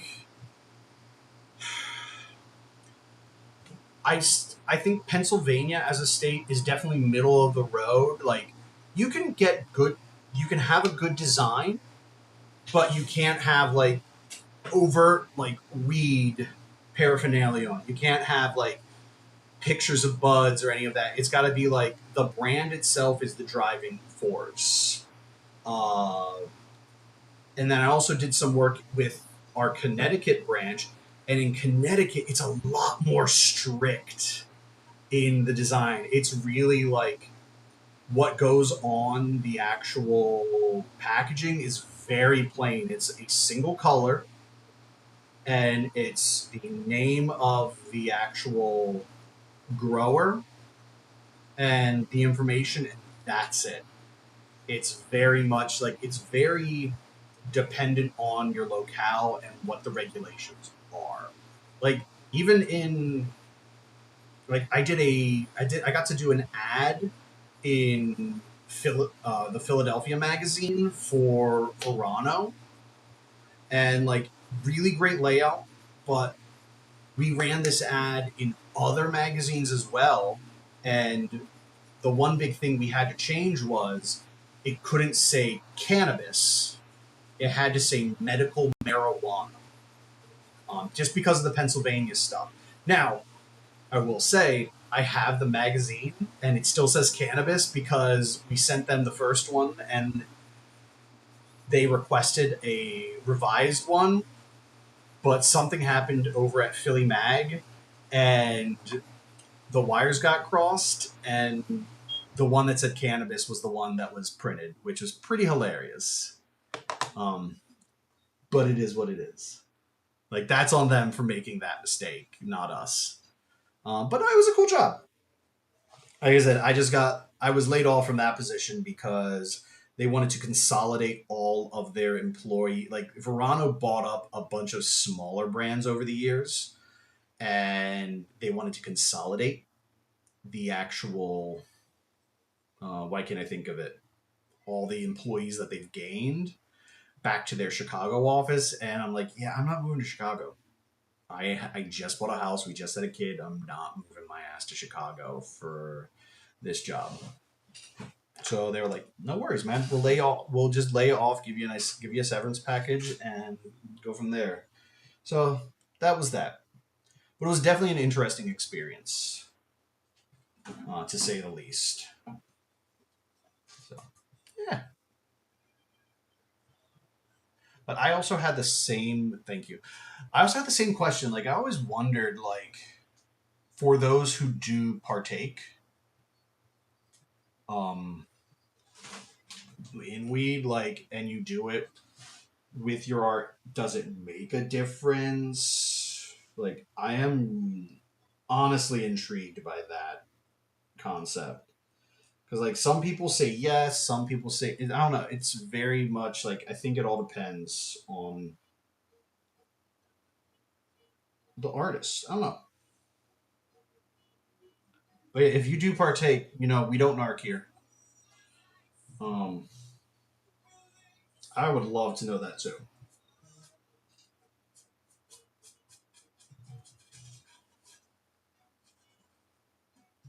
Yeah. Also, April sees if you're still on another thing. If you are also just exploring new mediums, do not be afraid to just be fucking messy with it. Just slapping down colors is honestly the easiest way to learn how a medium works. Like, right now with this piece, like, even though I'm a seasoned pro at this, I do this professionally. I've been in galleries. Sometimes when I'm exploring like new textures, like in this case the cloth of the robes, sometimes it's just easy to just slap down a few big patches of color, in spots where I know, like, yeah, the lights go here, the darks go here, but just slapping down the color and seeing how it reacts and building up the values and building up the actual, why can I think of it? Um, Overall look of the actual piece. It's just have fun with it. Like, another good piece of advice: don't don't get worried about making a piece a masterpiece. Um, you're gonna have plenty of time to do that. Um, do the stupid shit, do the weird shit, paint, just have fun, be messy, be weird, have fun. That's honestly a big thing I can guarantee is going to push you forward in your art. Is just doing stuff that is fun and stuff that you might just, in the end, really, really love. Um, so yeah, don't sweat the small shit. But yeah, if you're not having fun, you're doing it wrong. That's like the only one critical thing. If you're not having fun, you're fucking doing it wrong. Because honestly, art should be fun.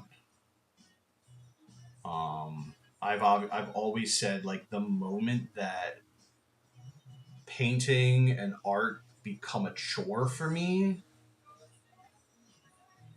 that's when I might need to start rethinking career paths.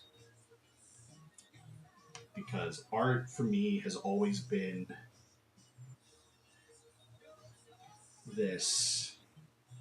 I've always had a very playful and why can't I think of it?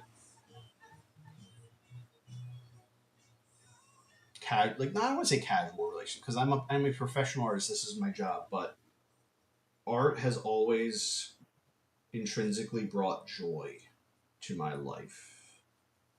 And if at any point in time it were not to bring that same joy anymore, it might be time to hang up the paintbrushes. I don't know.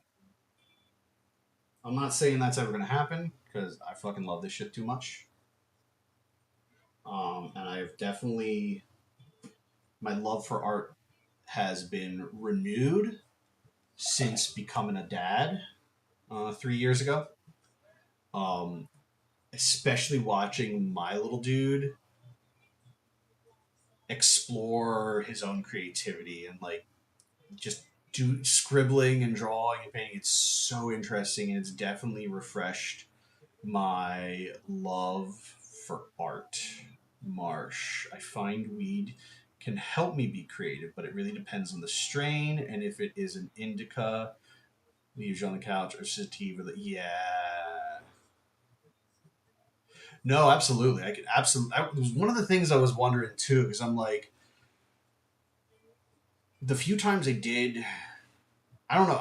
The few times I did have a few. I dabbled. It was, I don't know. The indica really didn't like. It may not have hit the right way, or maybe I just wasn't dosing in the right way. But absolutely, yeah. Sativa, I feel, would definitely be a bit better for more of the creativity. Indica, not so much. Uh, and the only, but like the truly most memorable time I can at least provide with my experience with weed was in college, where my one roommate's girlfriend made um, Rice Krispie treats, not brownies, Rice Krispie treats, and she didn't cook any of the weed, so none of the THC really cooked off. It was just like, cool, here's the bud, sprinkled it on top. And like that was a rough day, and I was not creative that day because had my body was on the sofa, and that's where my body stayed. But my brain was elsewhere, so there was nothing happening that day. Not a bad experience, but definitely not a great first experience having. But I digress. Hi, Kitty. The poor G. Kitty entering the chat. Bang. Also unrelated, but I really recommend 1080 Jack's art shorts because his videos are just him having fun and being silly. And it's a great reminder that art doesn't have to be a masterpiece of art. Thank you for the recommendation. I will check out 1080 Jack after the stream. Appreciate the recommendation. Hello, Christopher Geyser. Welcome to the stream. His art is so free, unapologetic, and real. I love it. Thank you for the recommendation, Marsh. I will absolutely check them out.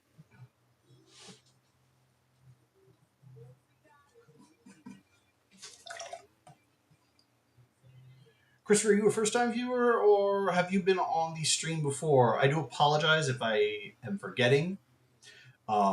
Considering I only do these streams once a week and the rest of the time I'm either chasing around a 3-year-old or frantically working on whatever the current project is.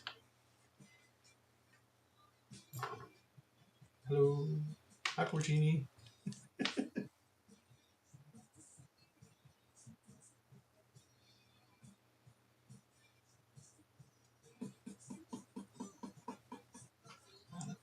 Second time. Awesome. Thank you. Well, welcome back then.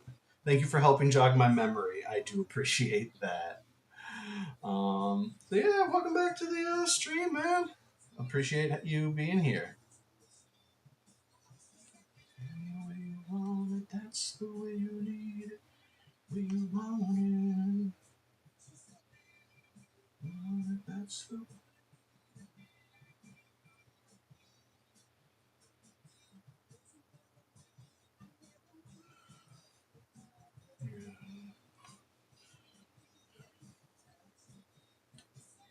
And I think we lost track of like what the main topic of the stream tonight was. We're having a good time. I talked about knitting. Nice. Yes. Wait.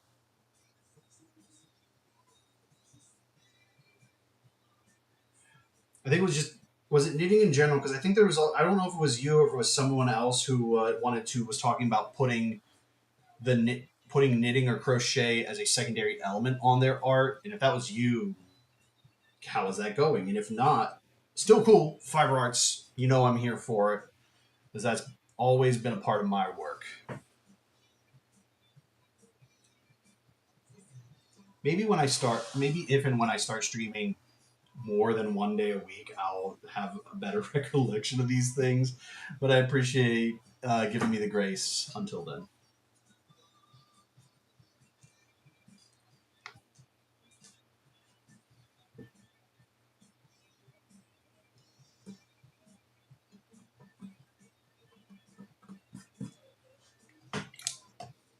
Was me. No problem. I'll have to check how that other person is doing. No, I think I know who you want. Holding a little polymer dragon is so cute. Awesome. Thank you, guys. Also, thank you for supporting each other, guys.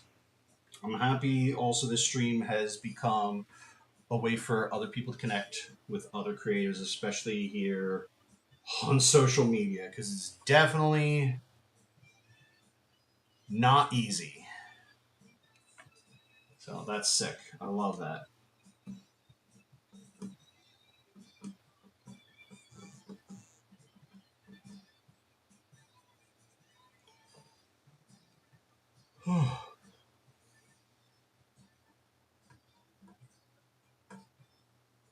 What time is it?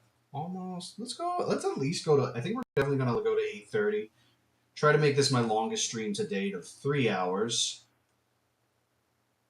Because you guys have been awesome, and I appreciate all of you guys in the chat here. I've been drawing every day for over a month now. Awesome, man.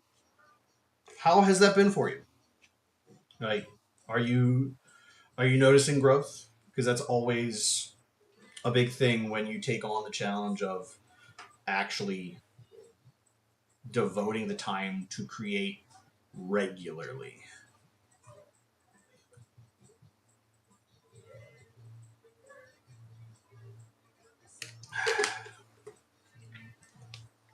Yeah, you really got me. So I can't sleep at night. You really got me.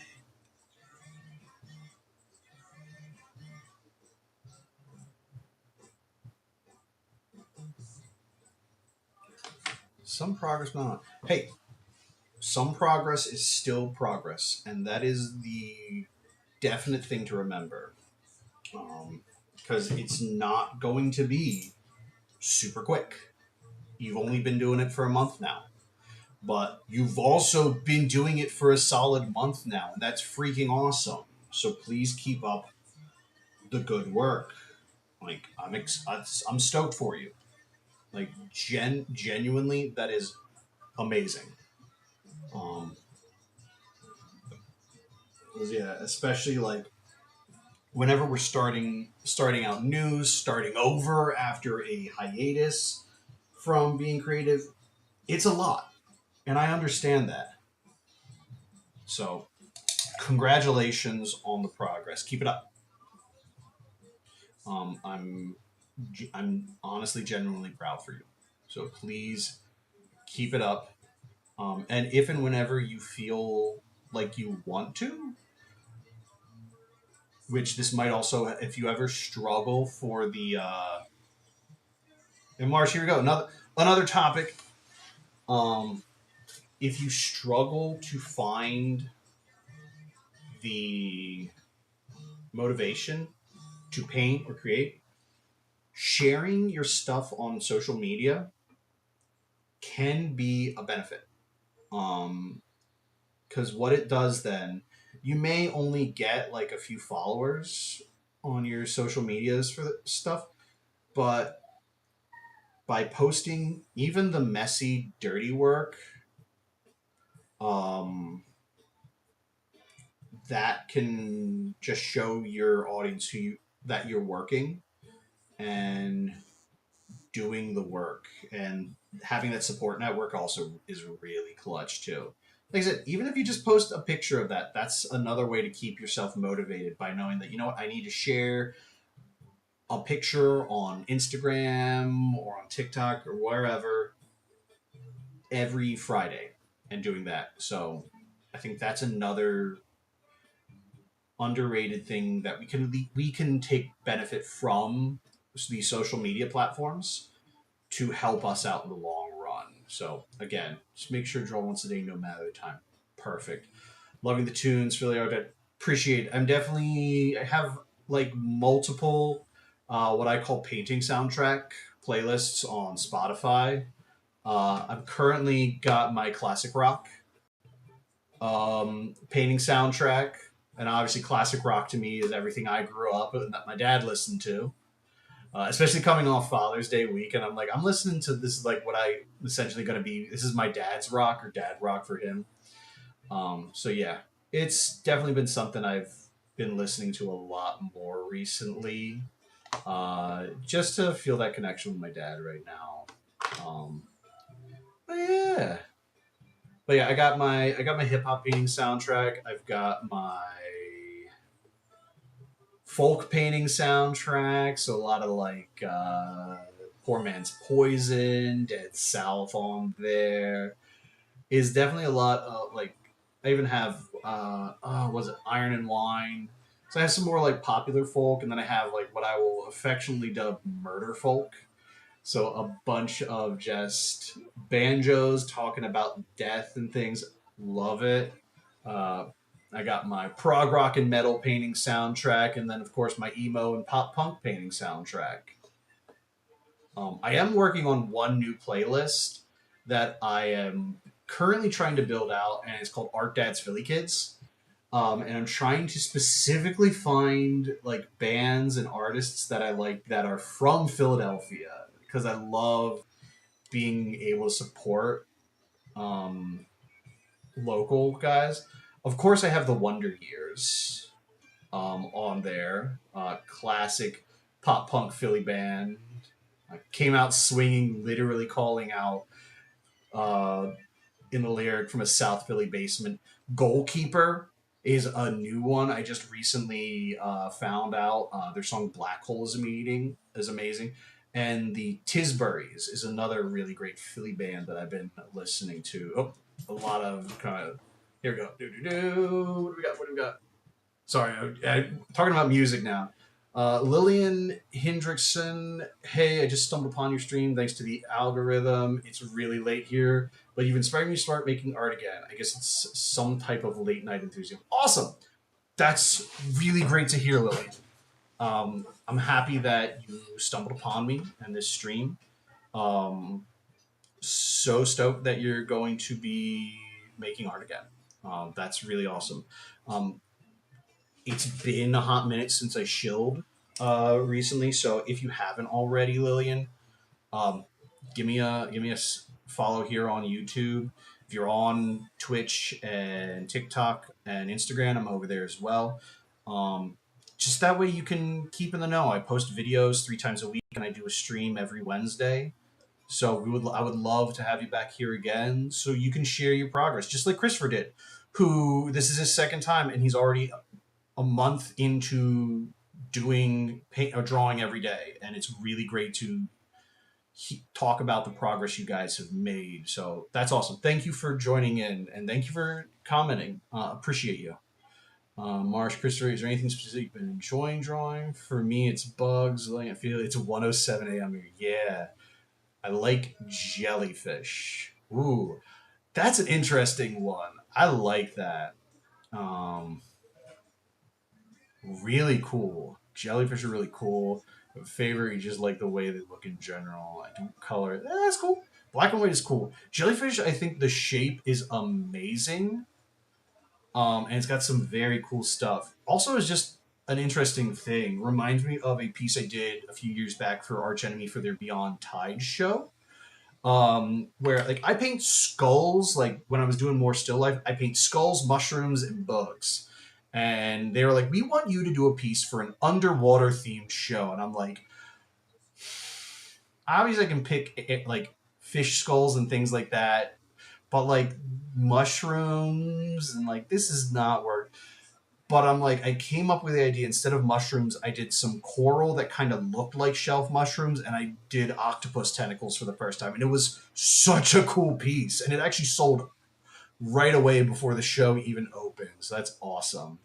We're sharing what time it is. 1:07 a.m. for March, 3:07 for Lillian. It's only 8:09 here. I'm also in like East Coast in America. So yeah, in Philly. Emmett, new here but love the vibes. Glad I found your page. Grew up in Philly but now live in the UK. Always love to support the Philly artists. Keep it up. Absolutely. Thank you so much, Emmett. Thank you for the love. Glad you stumbled across here. That's awesome. I know. Now I got to ask, because you mentioned you're in UK. I know for a fact that there is a bar somewhere in the UK that is a Philly themed bar, because somebody from Philly, like much like yourself, moved over there and they made like an Eagles and Phillies themed bar. So, are you near there or have you been there? Because you can apparently find more of your people like us over there. But that's awesome. Late nights all around. I definitely will. Thank you again. Thank you very much, Elaine. Super appreciate it. Yeah. Again, I also want to express my appreciation for all of you guys here tonight.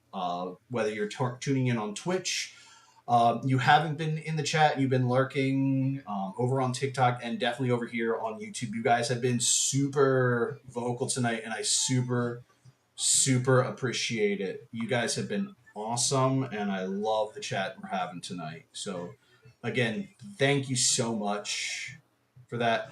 Hi as well. I can't pronounce your username, but hi.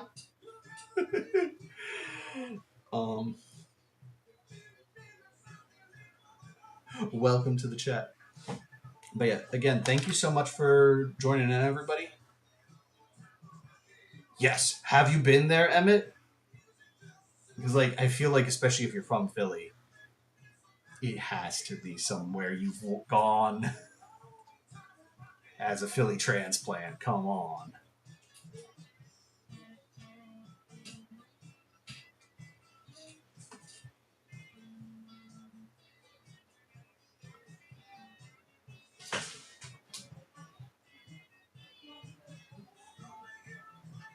Okay, right on.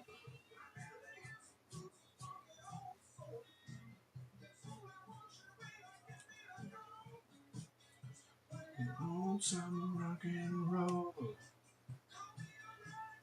what you will. Haven't, but would love to. I live in Scotland, but it's on the bucket list. That makes sense. Yeah, definitely. Because yeah, London. Like I'm picturing London as kind of like a slanted boot. London is like more in the lower half of the British Isles, and obviously Scotland's way up at the top. That's awesome. That is super cool. That a Philly native who's now living out there is um, on the stream. So that's awesome. Thank you. Always super cool whenever that happens. I'm not saying it happened a lot, but it's cool when it does. Now that I know it's a thing.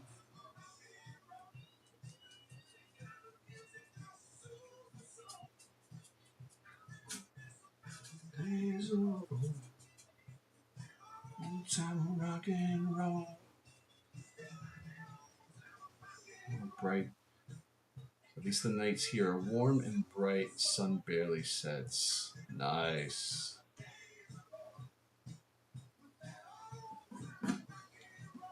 I'm currently sitting in my studio with my air conditioner off, where it's 83 degrees outside and it's humid in the studio. Mainly because I want you guys to hear it. Because when I turn the AC on, it just drones in the background and it gives a lot off. Hopefully next week I should actually have an actual mic with a nice condenser on it. So hopefully I won't run into those audio issues. And the audio should just overall be better too. So there will be that improvement coming next week. And then the next major improvement is actually getting a second camera because I would love to have an overhead one so you can actually see the painting, and then another one just so you can see my ugly mug. But yeah, we're slowly but surely upgrading the stream setup. This curious thing. And I figure I look at it this way though. I've been doing the streaming for a month and a half, 2 months now, almost 2 months. Um, Things have been going good, honestly, genuinely.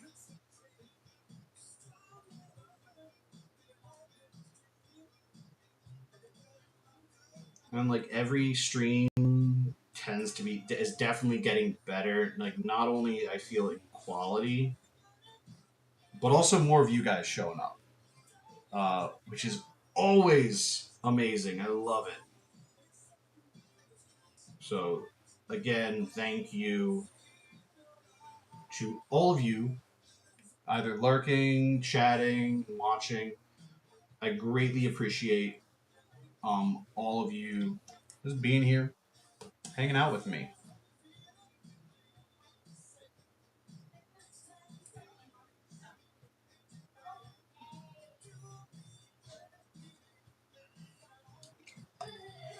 Watching from Saudi Arabia. So, how did you get this good? I've been drawing since childhood. I'm still bad, and my art style isn't really improving, and I want to start all over again, but I don't know. First off, welcome from Saudi Arabia. Um, so, like, it sounds cliche, but it's literally about practicing. I will say, I think a key moment for me as an artist, I was super lucky to have an amazing art teacher in second grade. Her name is Beth Yoder. She teaches in the Pottstown School District. She's currently the high school art teacher over there.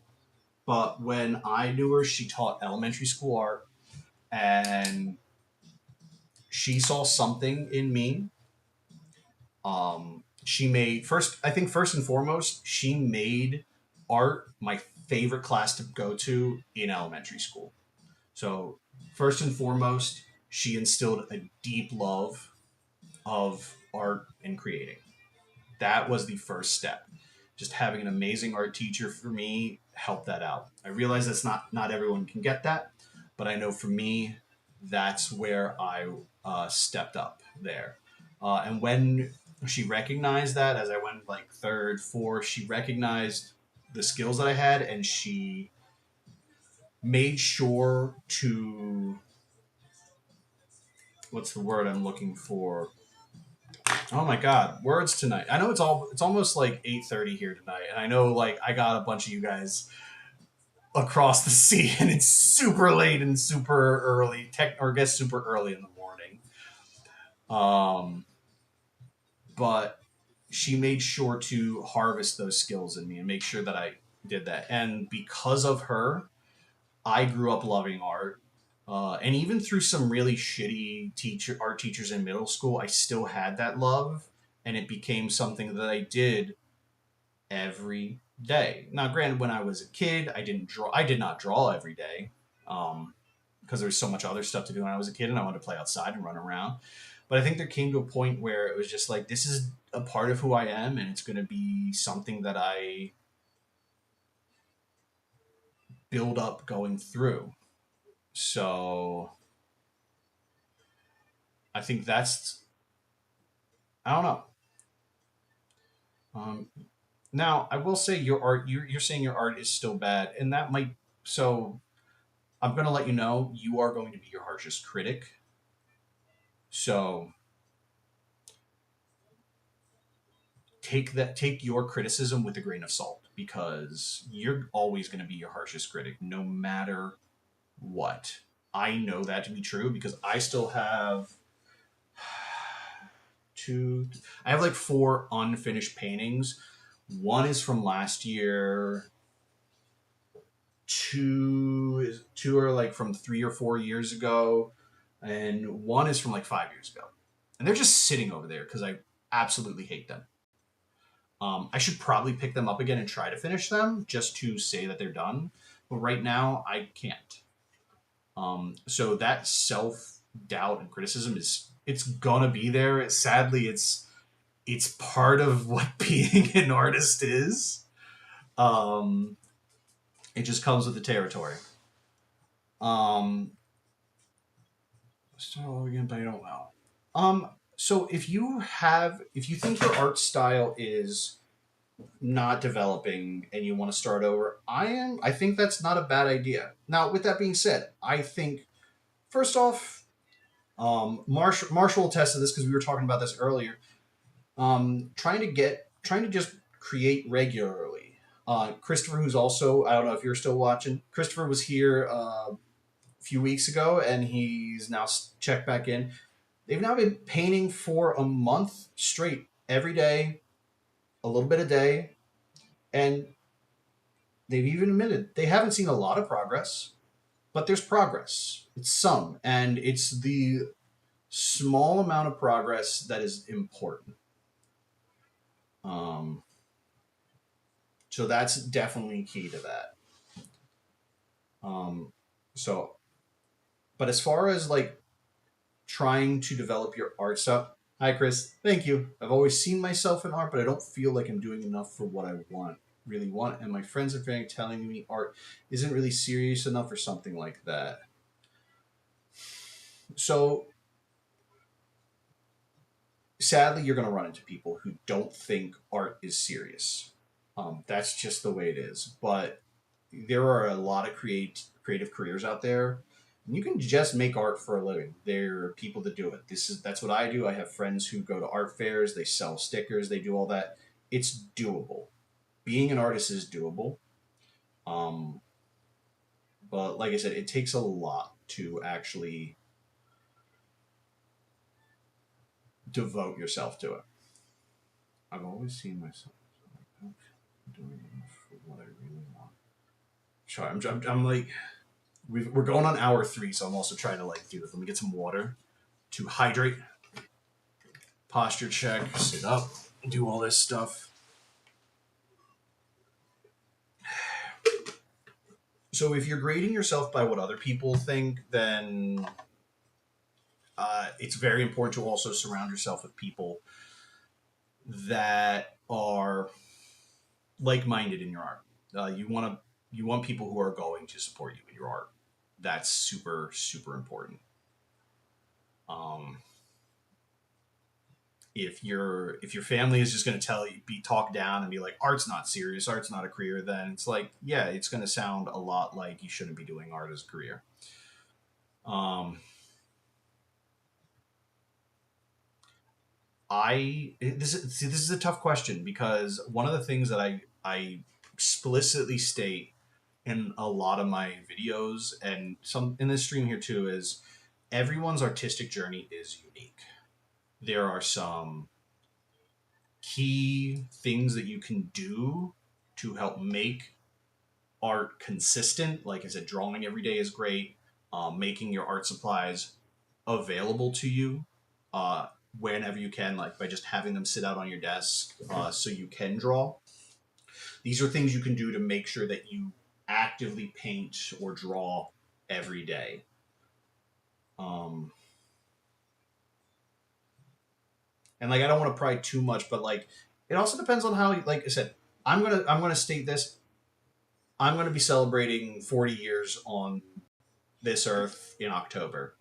I've been doing this for a while. This was not a like I got good like that.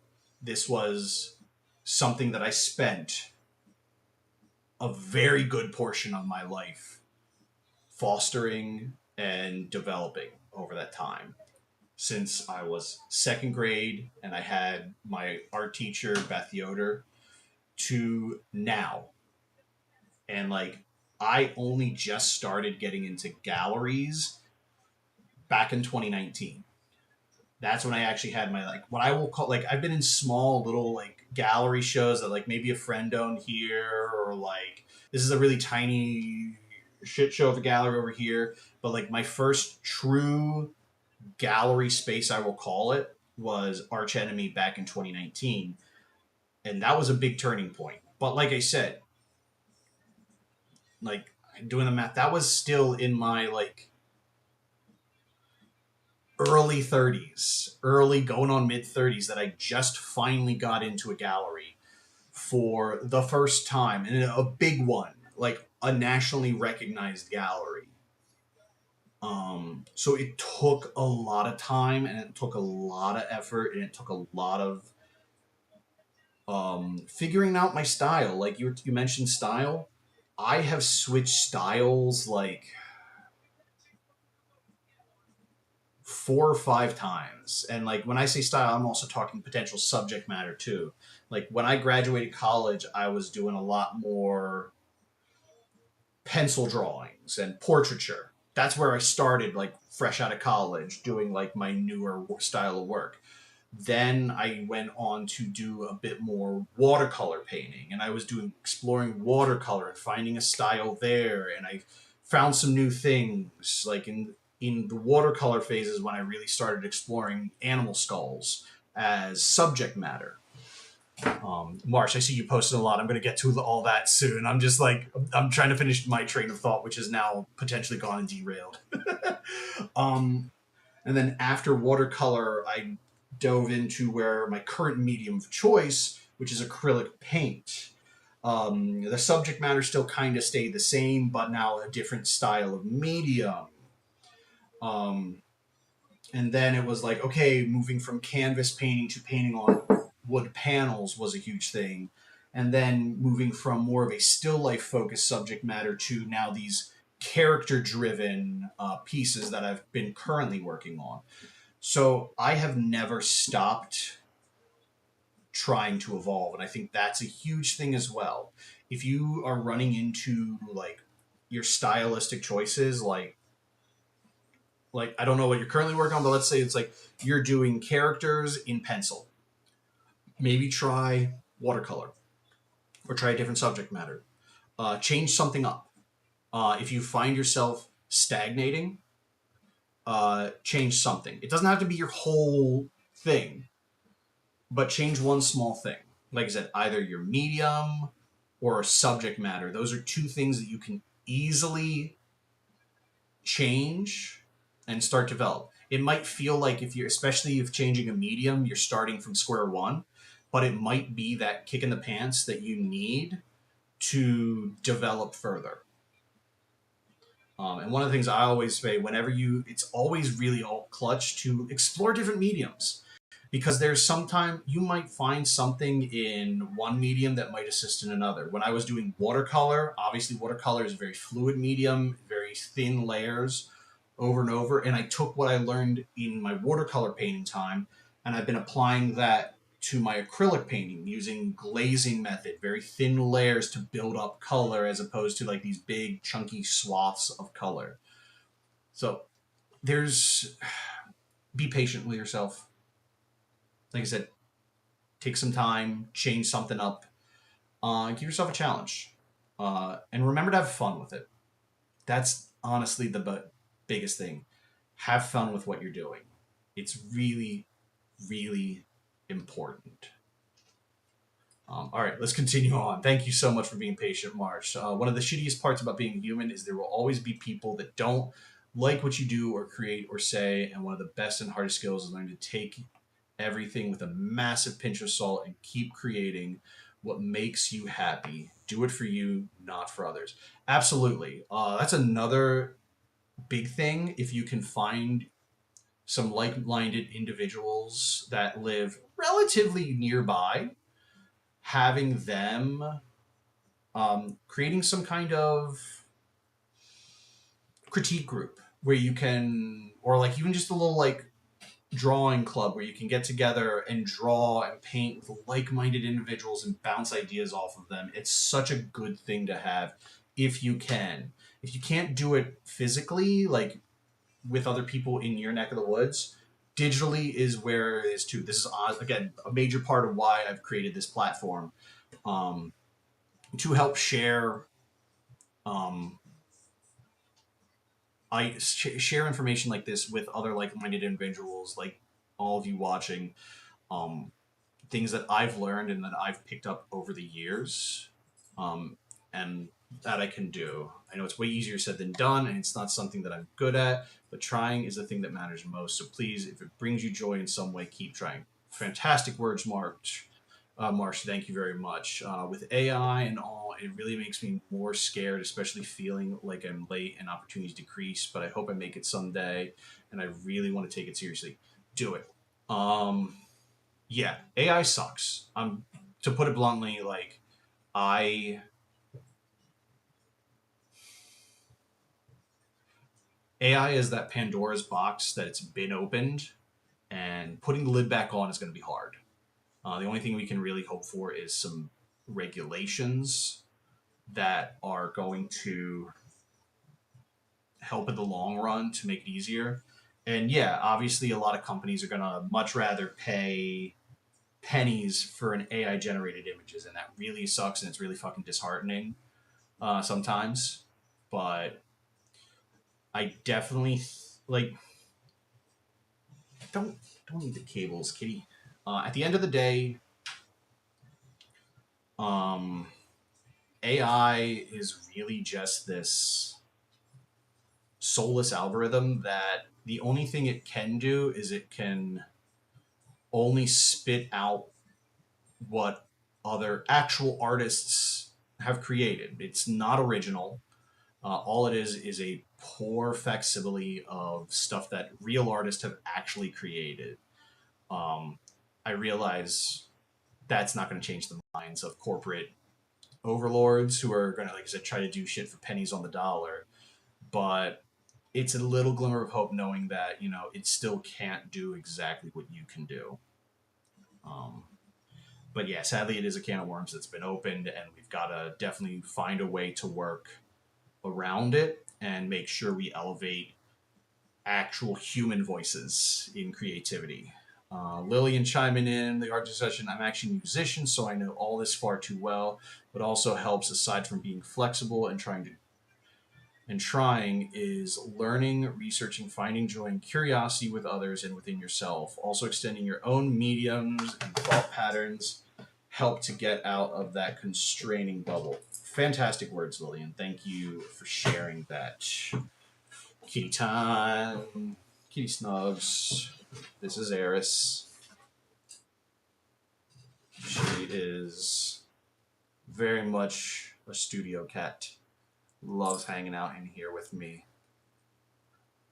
But yeah, fantastic words, guys. By the way, with each other. Hi, Eris. I absolutely love seeing the kind words to each other here. That is super, super refreshing to see. I greatly, greatly appreciate all of that and everything you guys are doing and helping each other out. Like I said, I have seen way too many people online and like even other artists be really shitty to their fellow artists. And I hate that. It's like we should not be putting each other down at this point in time. It's absolutely should be lifting each other up.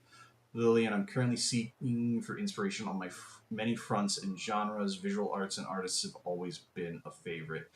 That's yeah, especially for the music. I think that's great. Thank you guys. I'm happy. I'm genuinely happy that you coming in here has and my words, but not only that, but the words from everybody else in the chat have been supportive for you. So very much, I'm happy. I'm glad you found your way to my little neck of the woods over here on YouTube, and we can give you a hand when you needed it. Um, like I said, um, patience. Patience is gonna be the key in anything with your creativity. Don't rush it. Um, Surround yourself with voices that are going to lift you up. Um, and I get a lot of times like parents, they don't. To quote the famous Will Smith song, parents just don't understand. Hitting another Philly reference there. Um, but yeah, a lot of times I've noticed that um, what actually, oh my god, like I know for myself, my parent, like I was lucky enough that my parents were actually very supportive of being me pursuing art, but they didn't understand it. They had no clue what I needed to do and how to do it. They were supportive, they just didn't understand it. And I it sucks that you don't have that, but I'm hoping that like as my name implies, I'm an art dad. I'm here to help out. I'm here to answer questions. I'm here for support. That's again what this platform has been built on. Just support, mental health support, practical advice, all that kind of stuff. That's what we're here for. Marsh, it would be great if you and your subscribers could have some kind of space to chat and share stuff that people are working on. You know, setting up some kind of Discord or YouTube community posts thing. I actually have a Discord already. It's in process.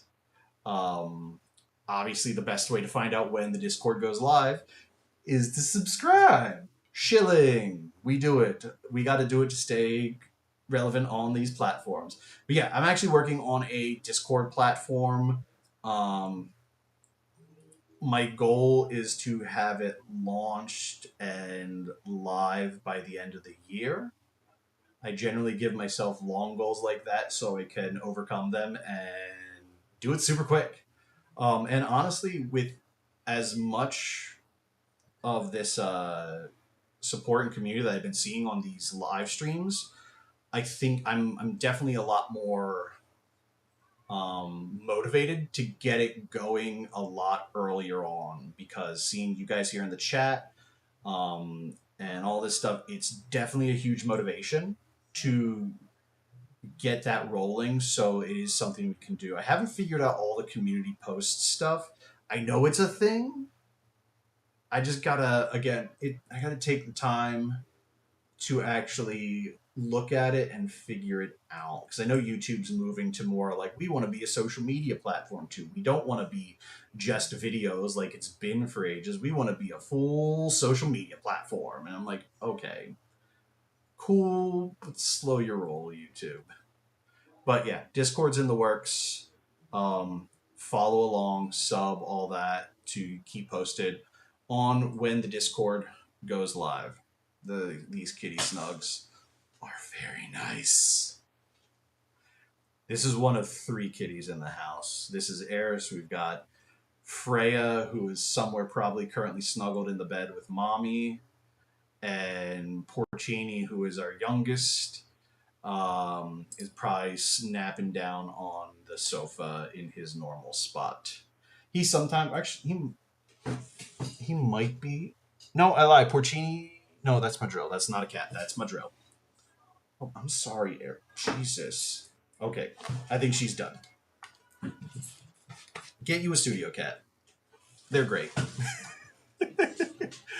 I love the kitties. Yup. Awesome. Emma B over on TikTok. Hello, over in TikTok land. TikTok has kind of been a little quiet. Appreciate you guys though over there.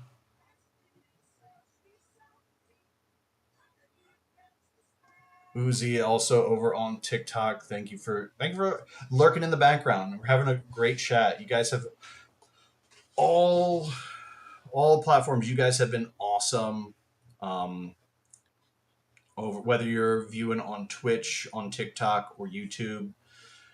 Again, thank you. You guys have been awesome. We're actually going to check out the stream manager over on Twitch as well. See how you guys are doing over there.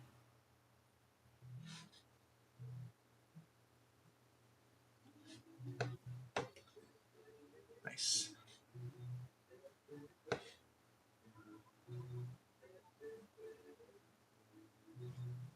Do, do, do, do, do, do, do.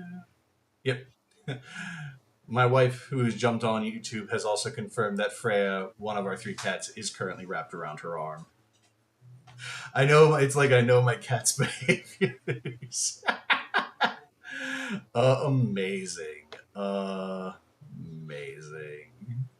I love it.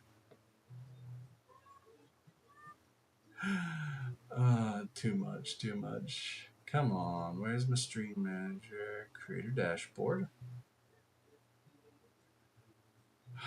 It's been a good.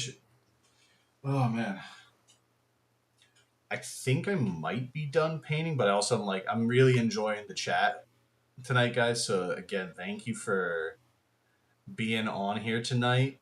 I think we have now surpassed the 3 hour mark. Yep, 3 hours, 11 minutes. This is officially now my longest stream. That's sick. So thank you for being with me on this. See how Twitch is running. See if we got anyone over there.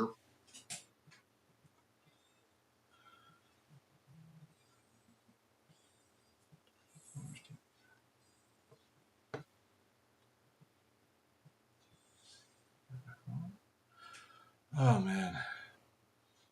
Okay. It's back to OBS. Sleep's calling my name. It was nice to spend some time here. I'll be keeping up with your content. Thank you so much, Lillian. Have a nice night. Again, I'm going to be checking. I always do a post stream, like I check all my metrics and everything. But hopefully, I see your name pop up in the new subscribers over on YouTube. Appreciate having you here. You have a good night as well. I think also, like you said, at 3 hours, I know I'm starting to feel the wave of exhaustion coming over myself. So I think I am also going to take that as a note of myself. And I think we're going to end the stream here tonight, guys. I appreciate everything. I appreciate all the conversation. I hope I see a bunch of you back next week or the weeks to come. Hopefully, some updates on your progress of keeping up with your creativity.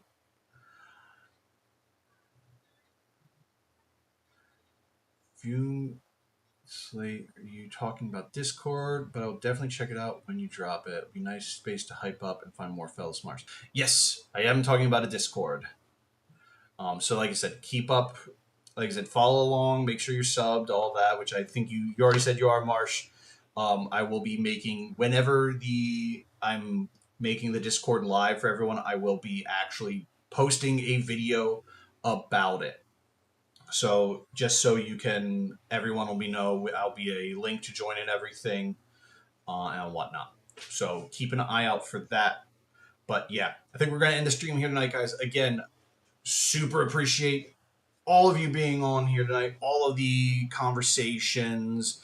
You have been amazing people. You've been an amazing group of our kids here tonight.